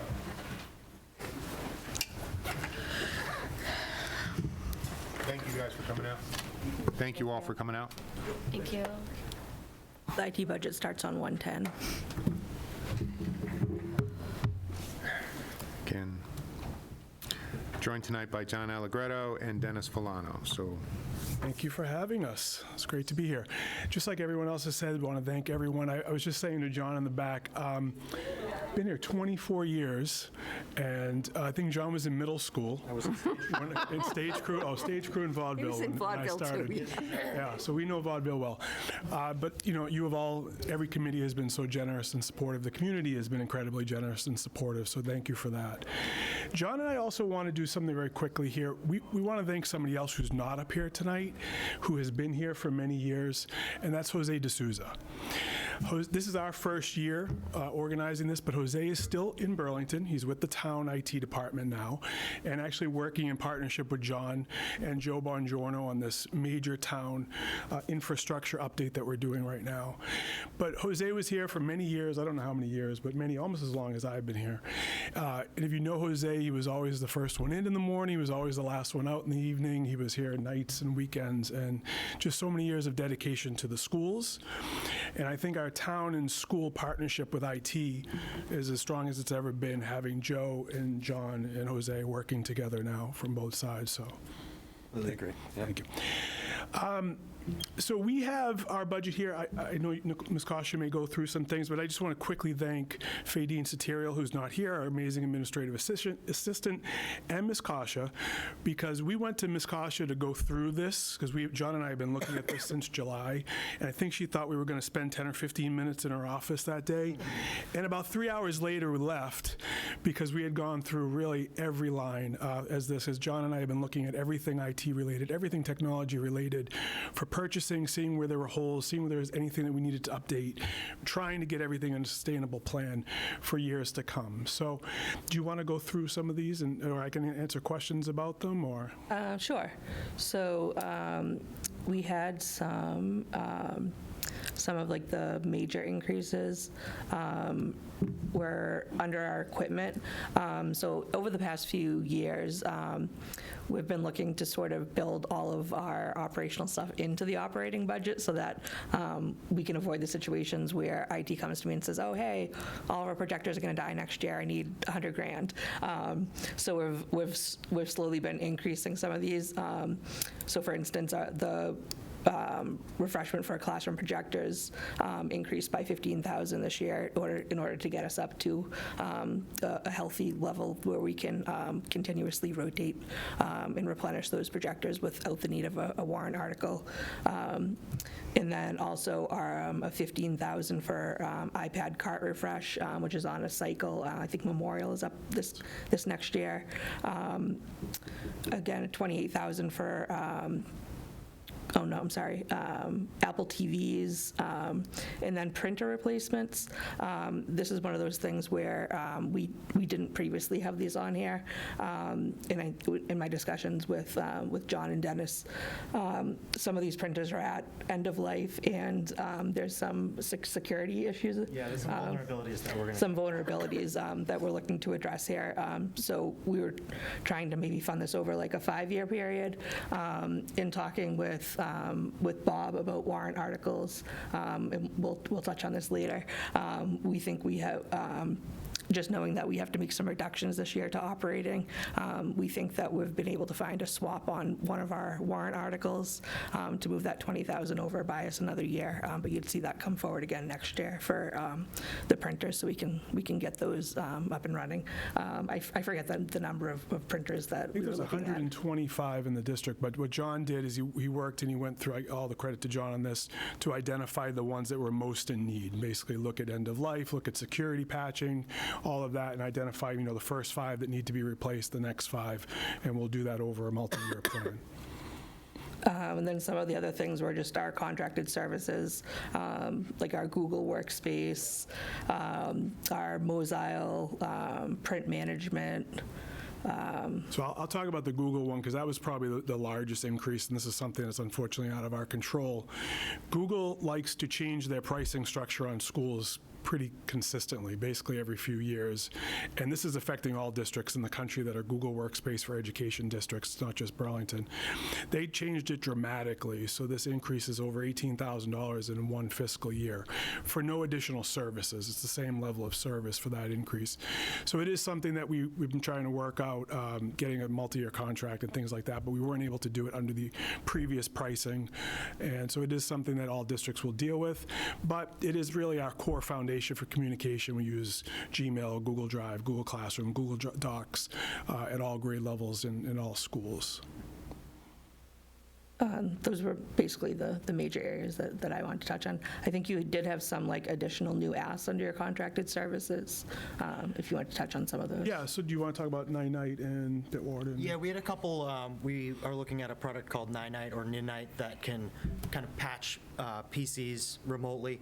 I think it was pretty cheap in there. I think it's like $1,000. There's another for password management that I'm looking at.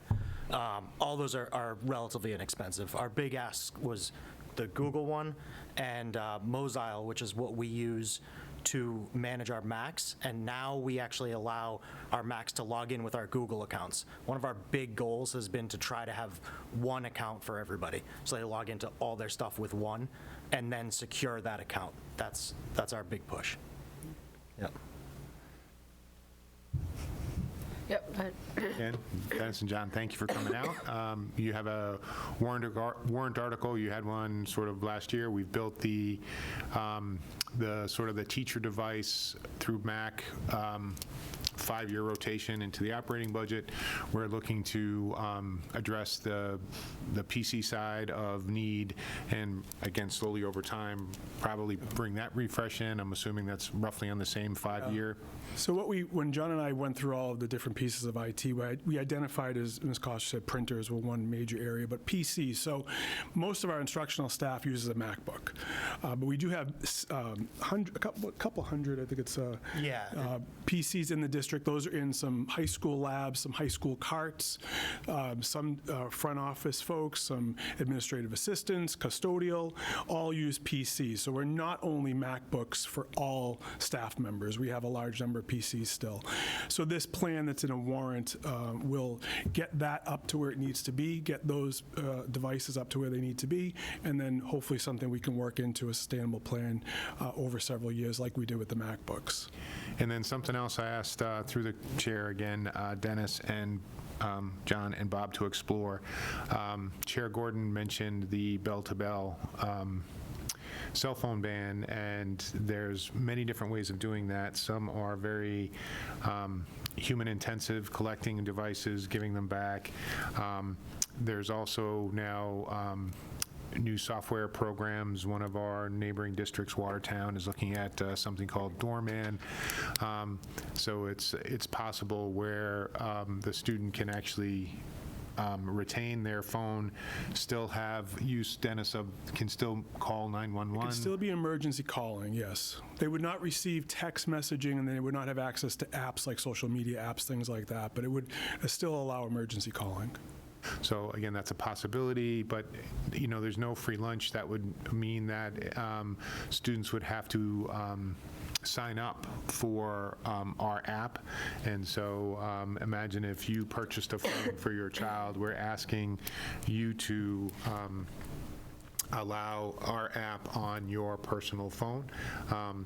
But I think the trade-off is parents have always pushed back saying they need to get in touch with their child in case there's an emergency. So this sort of, there's, again, no perfect solution, but this may bridge that gap.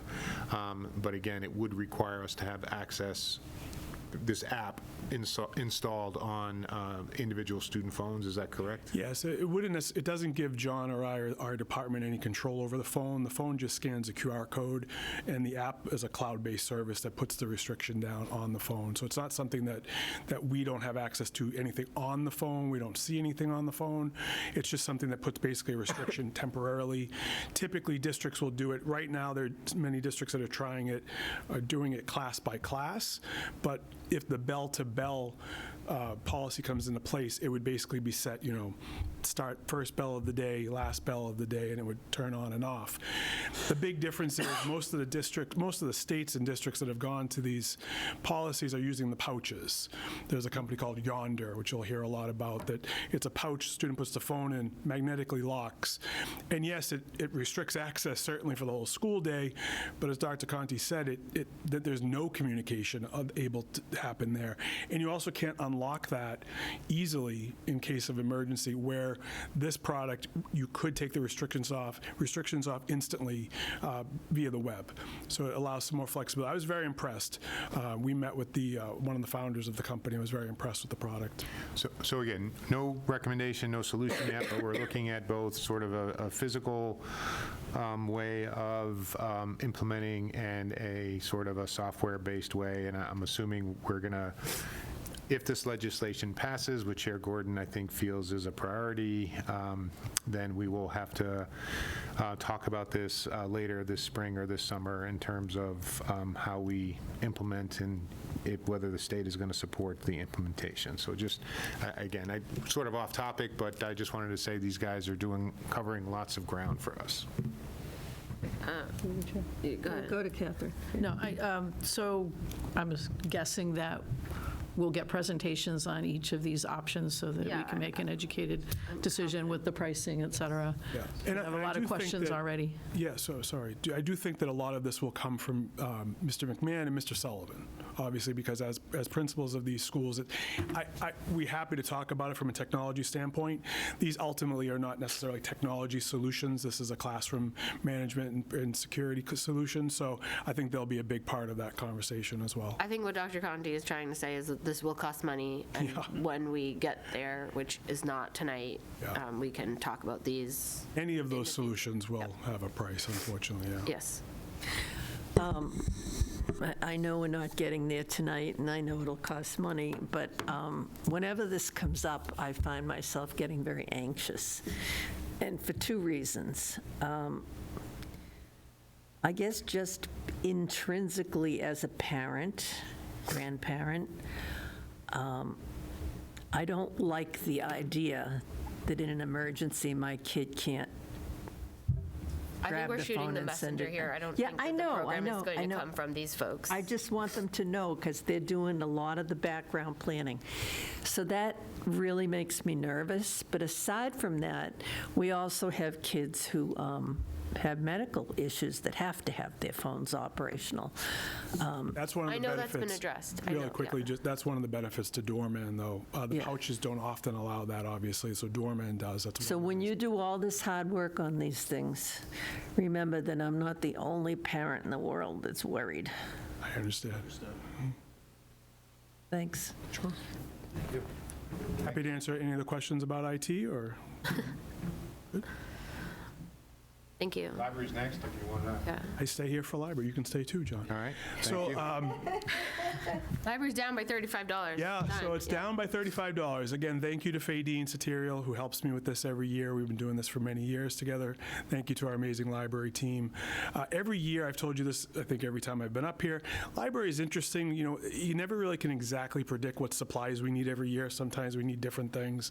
But we do take a look at all of the expenses every year. We do try to see if anything needs to be changed or adjusted. I think that there were some minor adjustments one way or the other, but again, under by $35. We didn't have any major changes to this year's budget for library.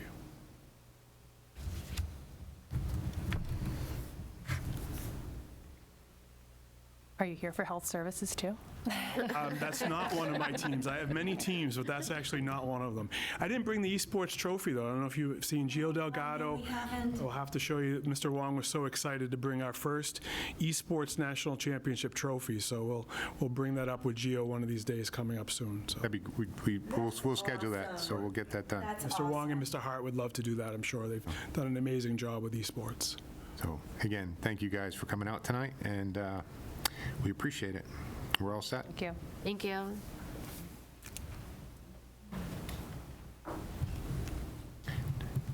Nicole, I think it's you for the rest of the way. Okay, so health services, we had a decrease of $1,212, 1%, which was captured by a decrease in EpiPens and replacement staff devices of 2,000. So that was really the only change there. For student information, we had a decrease of $10,200 or 7%. This was mainly under contracted services. There was a decrease in the Aspen renewal of $2,000. Some of the Aspen trainings, I think there just weren't as many hours requested for next year, so there was about a $2,000 decrease there. Same for virtual pastime trainings. And then there was a folding machine that previously was in the student information office that's been rehomed to the high school main office. So the high school is now carrying that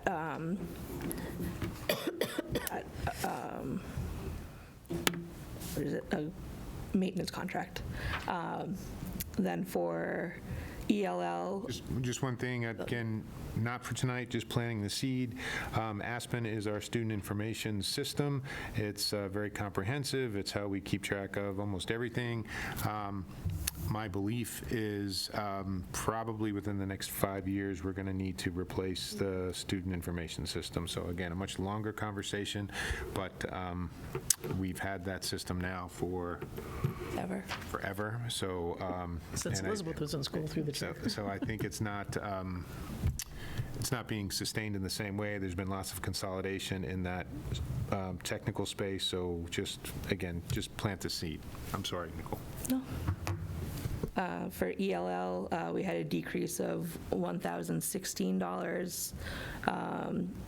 There was a decrease in some elevation platform. Oh, no, that was an increase in elevation platform PD.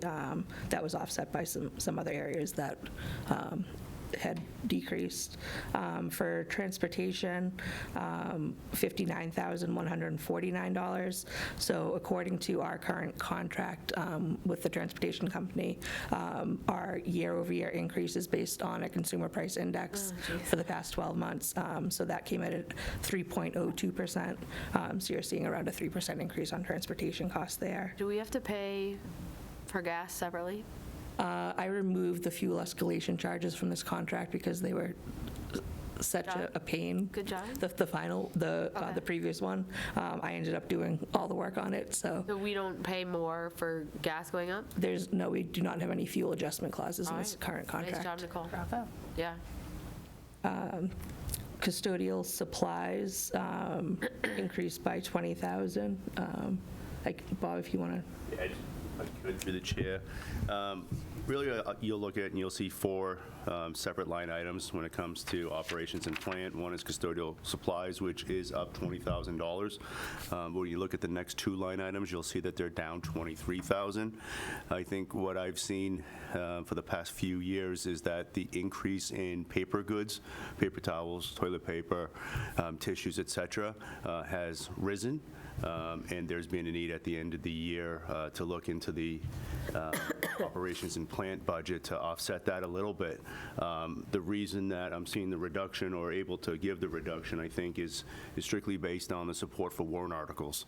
The warrant articles has given the maintenance department the ability to work within our operating budget, but also really get ahead and get a jump on some projects as well, too. So overall, it's a $3,000 decrease in the budget, but again, a necessary one because of the supply cost for custodial supplies. Understood.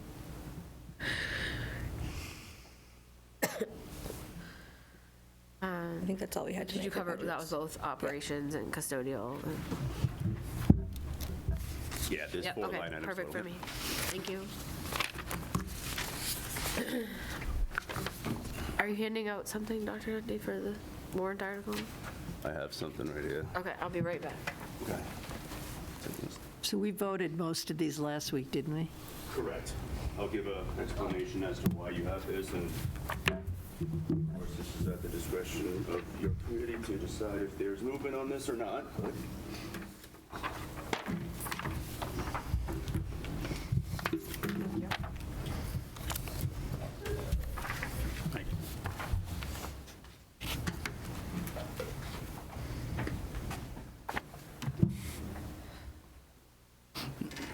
That's mine.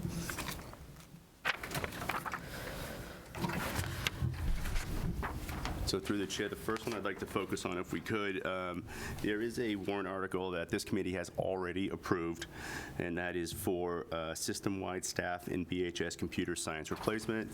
Again, you just met with Dennis Villano and John Allegretto. And as Ms. Kasha just mentioned, when it comes to one of the requests that was in there, there was cafeteria point of sale systems, which we do need to replace, but we have a different funding mechanism where we can place that, and the need to potentially reduce the budget down to meet guideline, but still capture the need to replace at least a year's worth, if not more, of printers is what I'm asking for change. So the total request that you have already approved is $329,243.94. The updated request is $28.84 less than that. And the reason is that the point of sale purchase order or quote was $20,367, and the amount for printers is $20,340.78. So while the language in bold may not be the exact amendment that I would ask you for, that is the intent of the request, that we would supplement purchasing point of sales in a different budget and instead use the warrant article to purchase printers along with staff PCs and peripherals and so forth. Again, happy to answer questions if that wasn't explained well enough. I don't see a difference between option 1 and option 2. I'll explain option 1 and option 2. So Okay. the backup is that you were previously provided neither of these, but it was the summary with the total of all of the warrant articles. And then on the second and third page, you had the 10-year capital plan, which showed those warrant articles in there. Option 1, if you were to accept the change to the warrant article for staff PCs, option 1 shows a change that's highlighted on the summary page, and it shows a change that's highlighted on the 10-year capital plan for that request. Do you not have that? It's exactly the same number, and I don't see a highlighting. That's probably the way it's copied, so. Are the numbers supposed to be the same? Correct. So what Okay. you have in front of you has the updated number for what the warrant article request would be for $329,215. Okay. So if you were to approve this change, then I would ask that you would support the 10-year capital plan to reflect the same. Now, in option 2, option 2 has the staff and PC with the $329,215. There is a second request that I'd like to discuss, only because it came up at the last meeting, where an additional request had been presented to this committee. So that's why option 2 has an additional warrant article that you have not voted on as a committee at all. And that's where? On option 2 in the backup. So let's not focus on that, right? Please, if we could step back and just Okay. focus on option 1 is only right now to discuss whether or not this committee would consider amending the staff PC and computer science At replacement. $28. Correct. Okay. And the language would be to remove the POS and add print. Let's do that then. The cascade effect of that would be it allows us to put off $20,000 from this year's operating budget into next year's operating budget. Correct. So again, we're still above guideline. This helps us get towards guideline, and keeps the cost of the warrant article relatively the same. Okay. So I can make a motion to amend the warrant article, system-wide staff and BHS computer science PC replacement from $329,243.94 to $329,215.10, removing point of sales and adding printers. Second. Questions? All those in favor? Aye. Aye. Opposed? Abstained? Chair votes yes, 5-0. Okay, the option 2 now, Bob, not to jump on it, but the option 2 came up at a conversation that we had with Mr. Middleton at the last meeting. Again, the guidance we have from town, which was sort of a surprise to all of us, but the guidance from town, we are still under the total number that the town gave us, and they asked us to come in under because we weren't supporting any high school warrants except for the boiler room work that you all saw. This fits in sort of the guideline that we've been given. Town did ask us to come in under because they're coming in slightly over. We like to work together with them. We're still coming in slightly under, but this was a part of a much larger warrant article for auditorium upgrades that we are not supporting because that would be part of the high school. My understanding in speaking with Mr. Middleton and some of the students and town meeting members is the sound system people have found frustrating. So this would allow us to do this. And Bob, my understanding is this would move, like, let's just say for some miracle, we move forward and this stuff has a 10-year lifespan, we could move this into any, this doesn't have to stay with the building or go down with the ship. Is that? Correct. This is a fully independent system. Has 4 wireless receivers, 16 body mics, 6 handheld mics, all the transmitters, the batteries, and all the wiring for this. It's not building specific, but it would house itself in the high school auditorium. At any time, we could pick this whole entire system up and move it to any building, any way, shape, or form.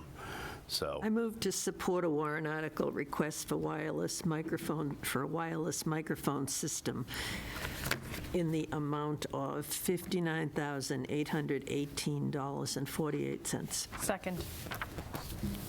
Questions? How many handheld mics did you say? 6 handheld mics, 16 body mics. Like for plays, the body. No, I'm just saying for the handheld, I'm trying to remember how many they use at town meeting, and is it enough? It's like 2 each row, and then maybe 1 in the back, and then In the some in the front, front so of the I'm trying to make sure it's tables. covers, And then, we'll be good. Seems like there's not enough, ever.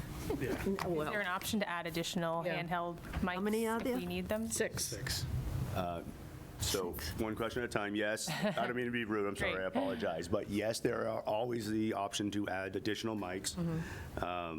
The request in front of you that was quoted includes 6 handheld mics. I think 6. Again, if approved, this would equate to option 2. Correct. It's literally, it's on both of them. This is where I'm getting lost as well. The number is literally exactly the same. All the numbers, the totals, it's the exact same piece of paper. But through the chair, Nicole, you've reviewed this and and with Bob, it's all fits under the guideline, right? No, okay. Yeah, so we're just voting on these 2. The option 1 and 2 is unnecessary. No, you don't have to Right. vote on option 1 and 2. I present Okay. that to give you an idea of what. Okay. We already voted the first part. Okay, so does anyone have a? It's already moved and Okay. seconded. All those in favor? Aye. Aye. Chair votes aye. Opposed? Abstained? 5-0. Okay. We don't.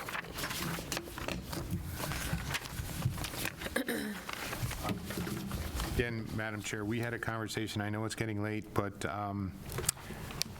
again, this does not include any feasibility warrant for renovating the current high school. We are focusing our attention on a statement of interest and the boiler room for this May town meeting. So we're not submitting anything? We're not submitting anything for town meeting to fund. Okay. We have an estimate of what it would cost to finish or extend the feasibility study? Do we ask for that? I have requested it. I thought that I may have had it during this meeting to present to you, but I do not. Okay. I only have a verbal, so I don't even want to Okay, no, that's make fine. that public yet. Would this be something we'd want to submit in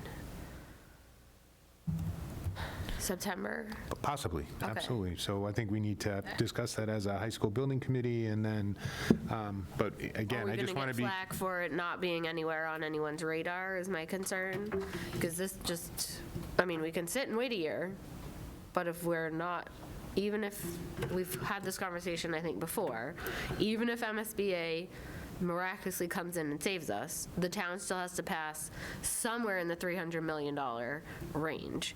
So if we want to do something smaller in the short term, that doesn't need a debt exclusion, we're not planning for that. We have no way of knowing how much, when, what we're capable of doing without extending the feasibility study.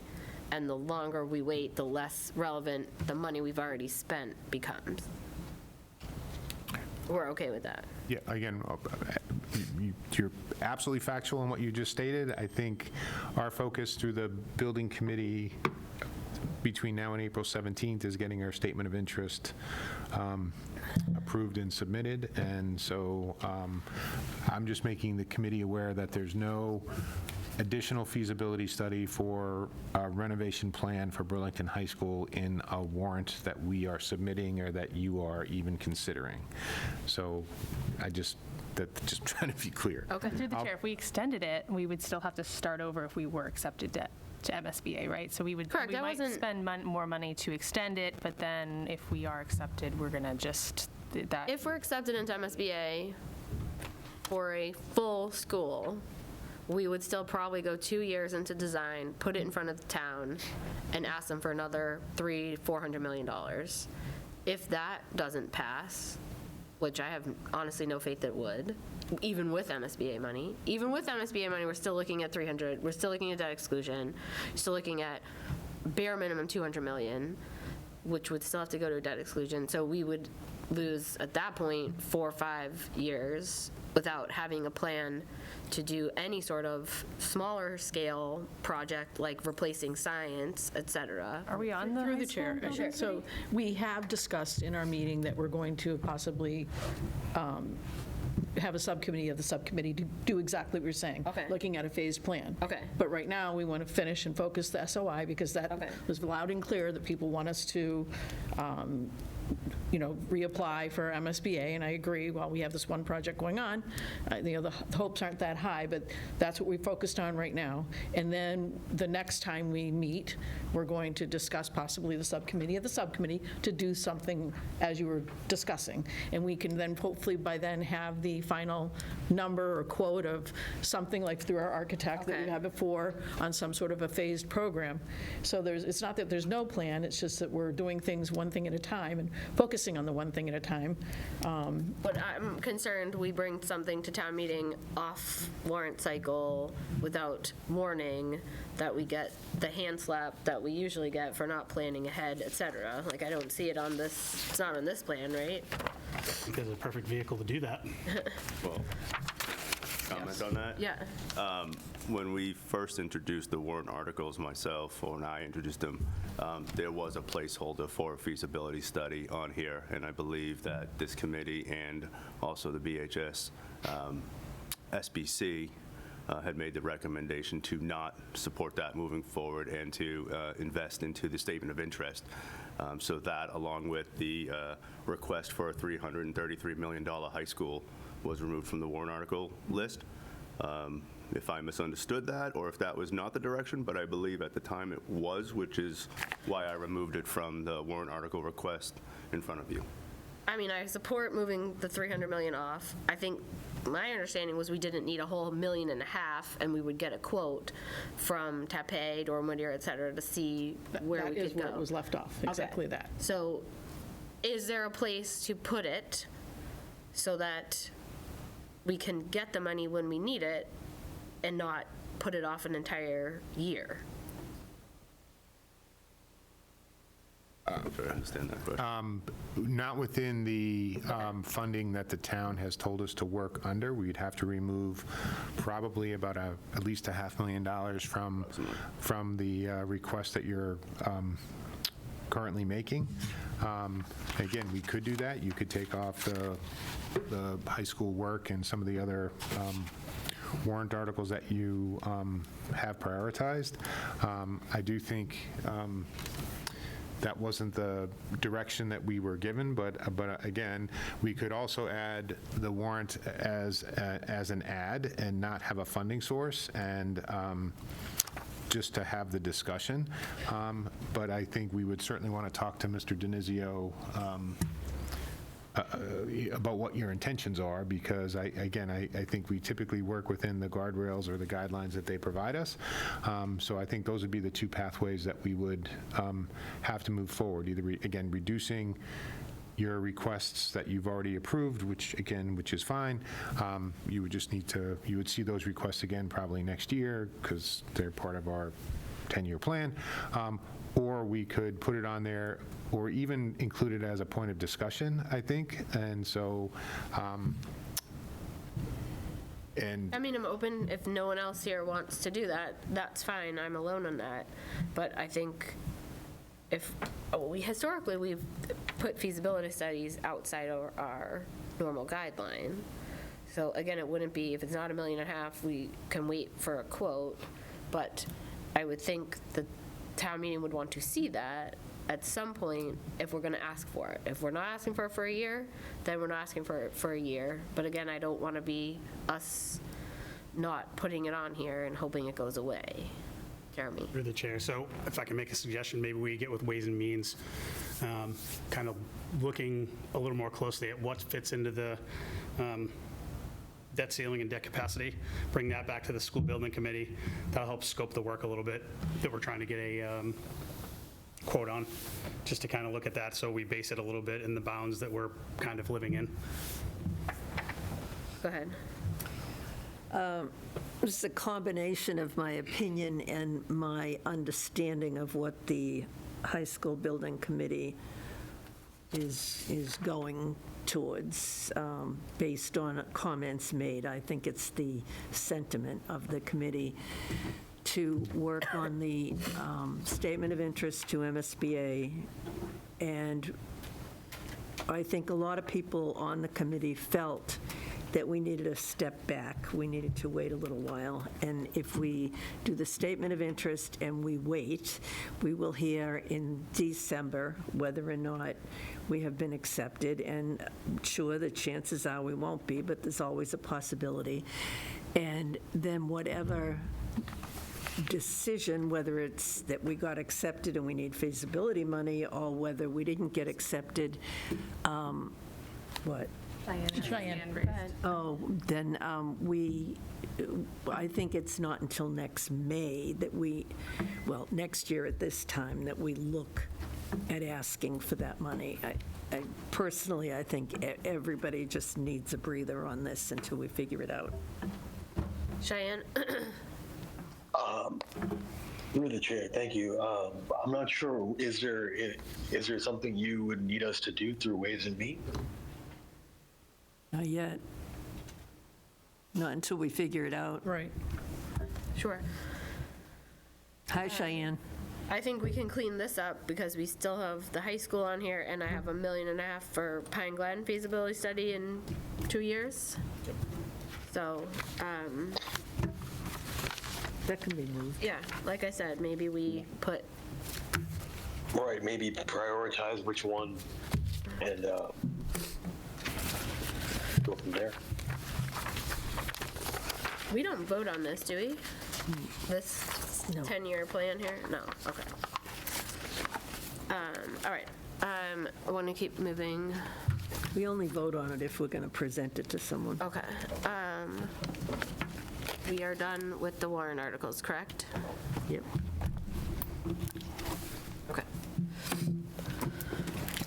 I'm going to be very quick on Fox Hill School Building Committee. We just met at 6 o'clock. Contractors on board. If you are watching this meeting and have not watched any of those Fox Hill School Building Committee meetings, construction is imminent in the next 3 weeks. Please check the Fox Hill School Building website. The Fox Hill PTO did a really good presentation on what to expect over the next 6 to 12 weeks, but the groundbreaking will be very soon, and we will be seeing our CTA, our construction company, on site very soon. And I will pass it over, Catherine. We just kind of did a small BHS Building Committee update. But, Exactly. Yeah, so I did want to let everyone know the next meeting is this coming Thursday, the 26th, at 6:30 PM in the school committee room and virtual option. And as mentioned, we'll be reviewing the SOI. It did go out in advance, what we've already gone over for everybody to take a look at and, critique or add or check the spelling again, all the things that we need to do. And then, obviously, if we think that we're at a good place, we can go ahead and agree that we can submit that. And then we have other items, of course, on there to discuss, including what we had talked about tonight, so.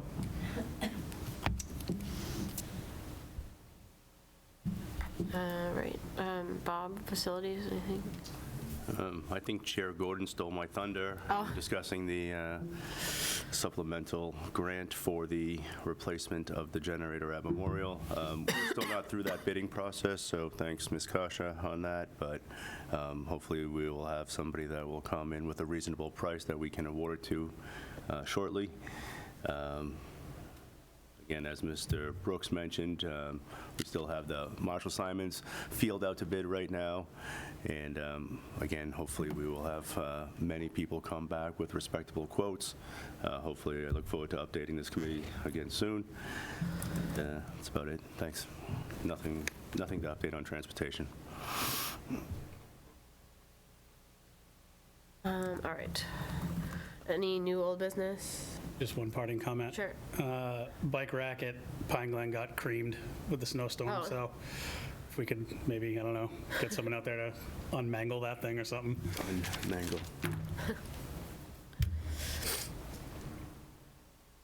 Thank you for letting us know. You couldn't see it until like a day ago when the snow finally melted. Surprise. One of the benches out front here. Yeah, the bench out front. We got a fence at Francis Wyman. All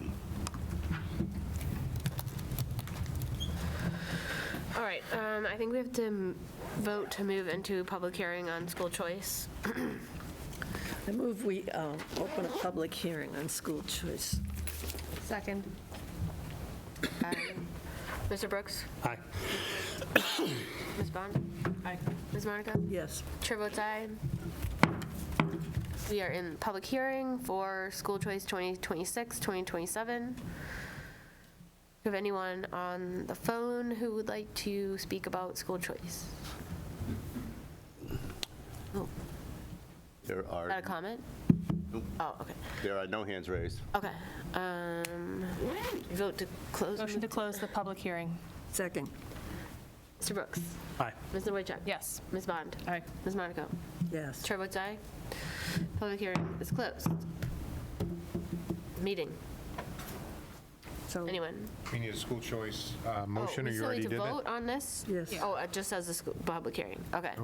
What's the motion? Again, the motion would be to continue the school choice program by not allowing school choice K through 8, and by allowing 10 school choice spots at 9th grade, 5 at 10, 5 at 11, and 5 at 12. So moved. Second. All those in favor? Aye. Opposed? We adjourn. Chair votes aye. Second. All those in favor? Aye. Adjourned. We don't want to get out of here or anything, right? I gotta go to the bathroom.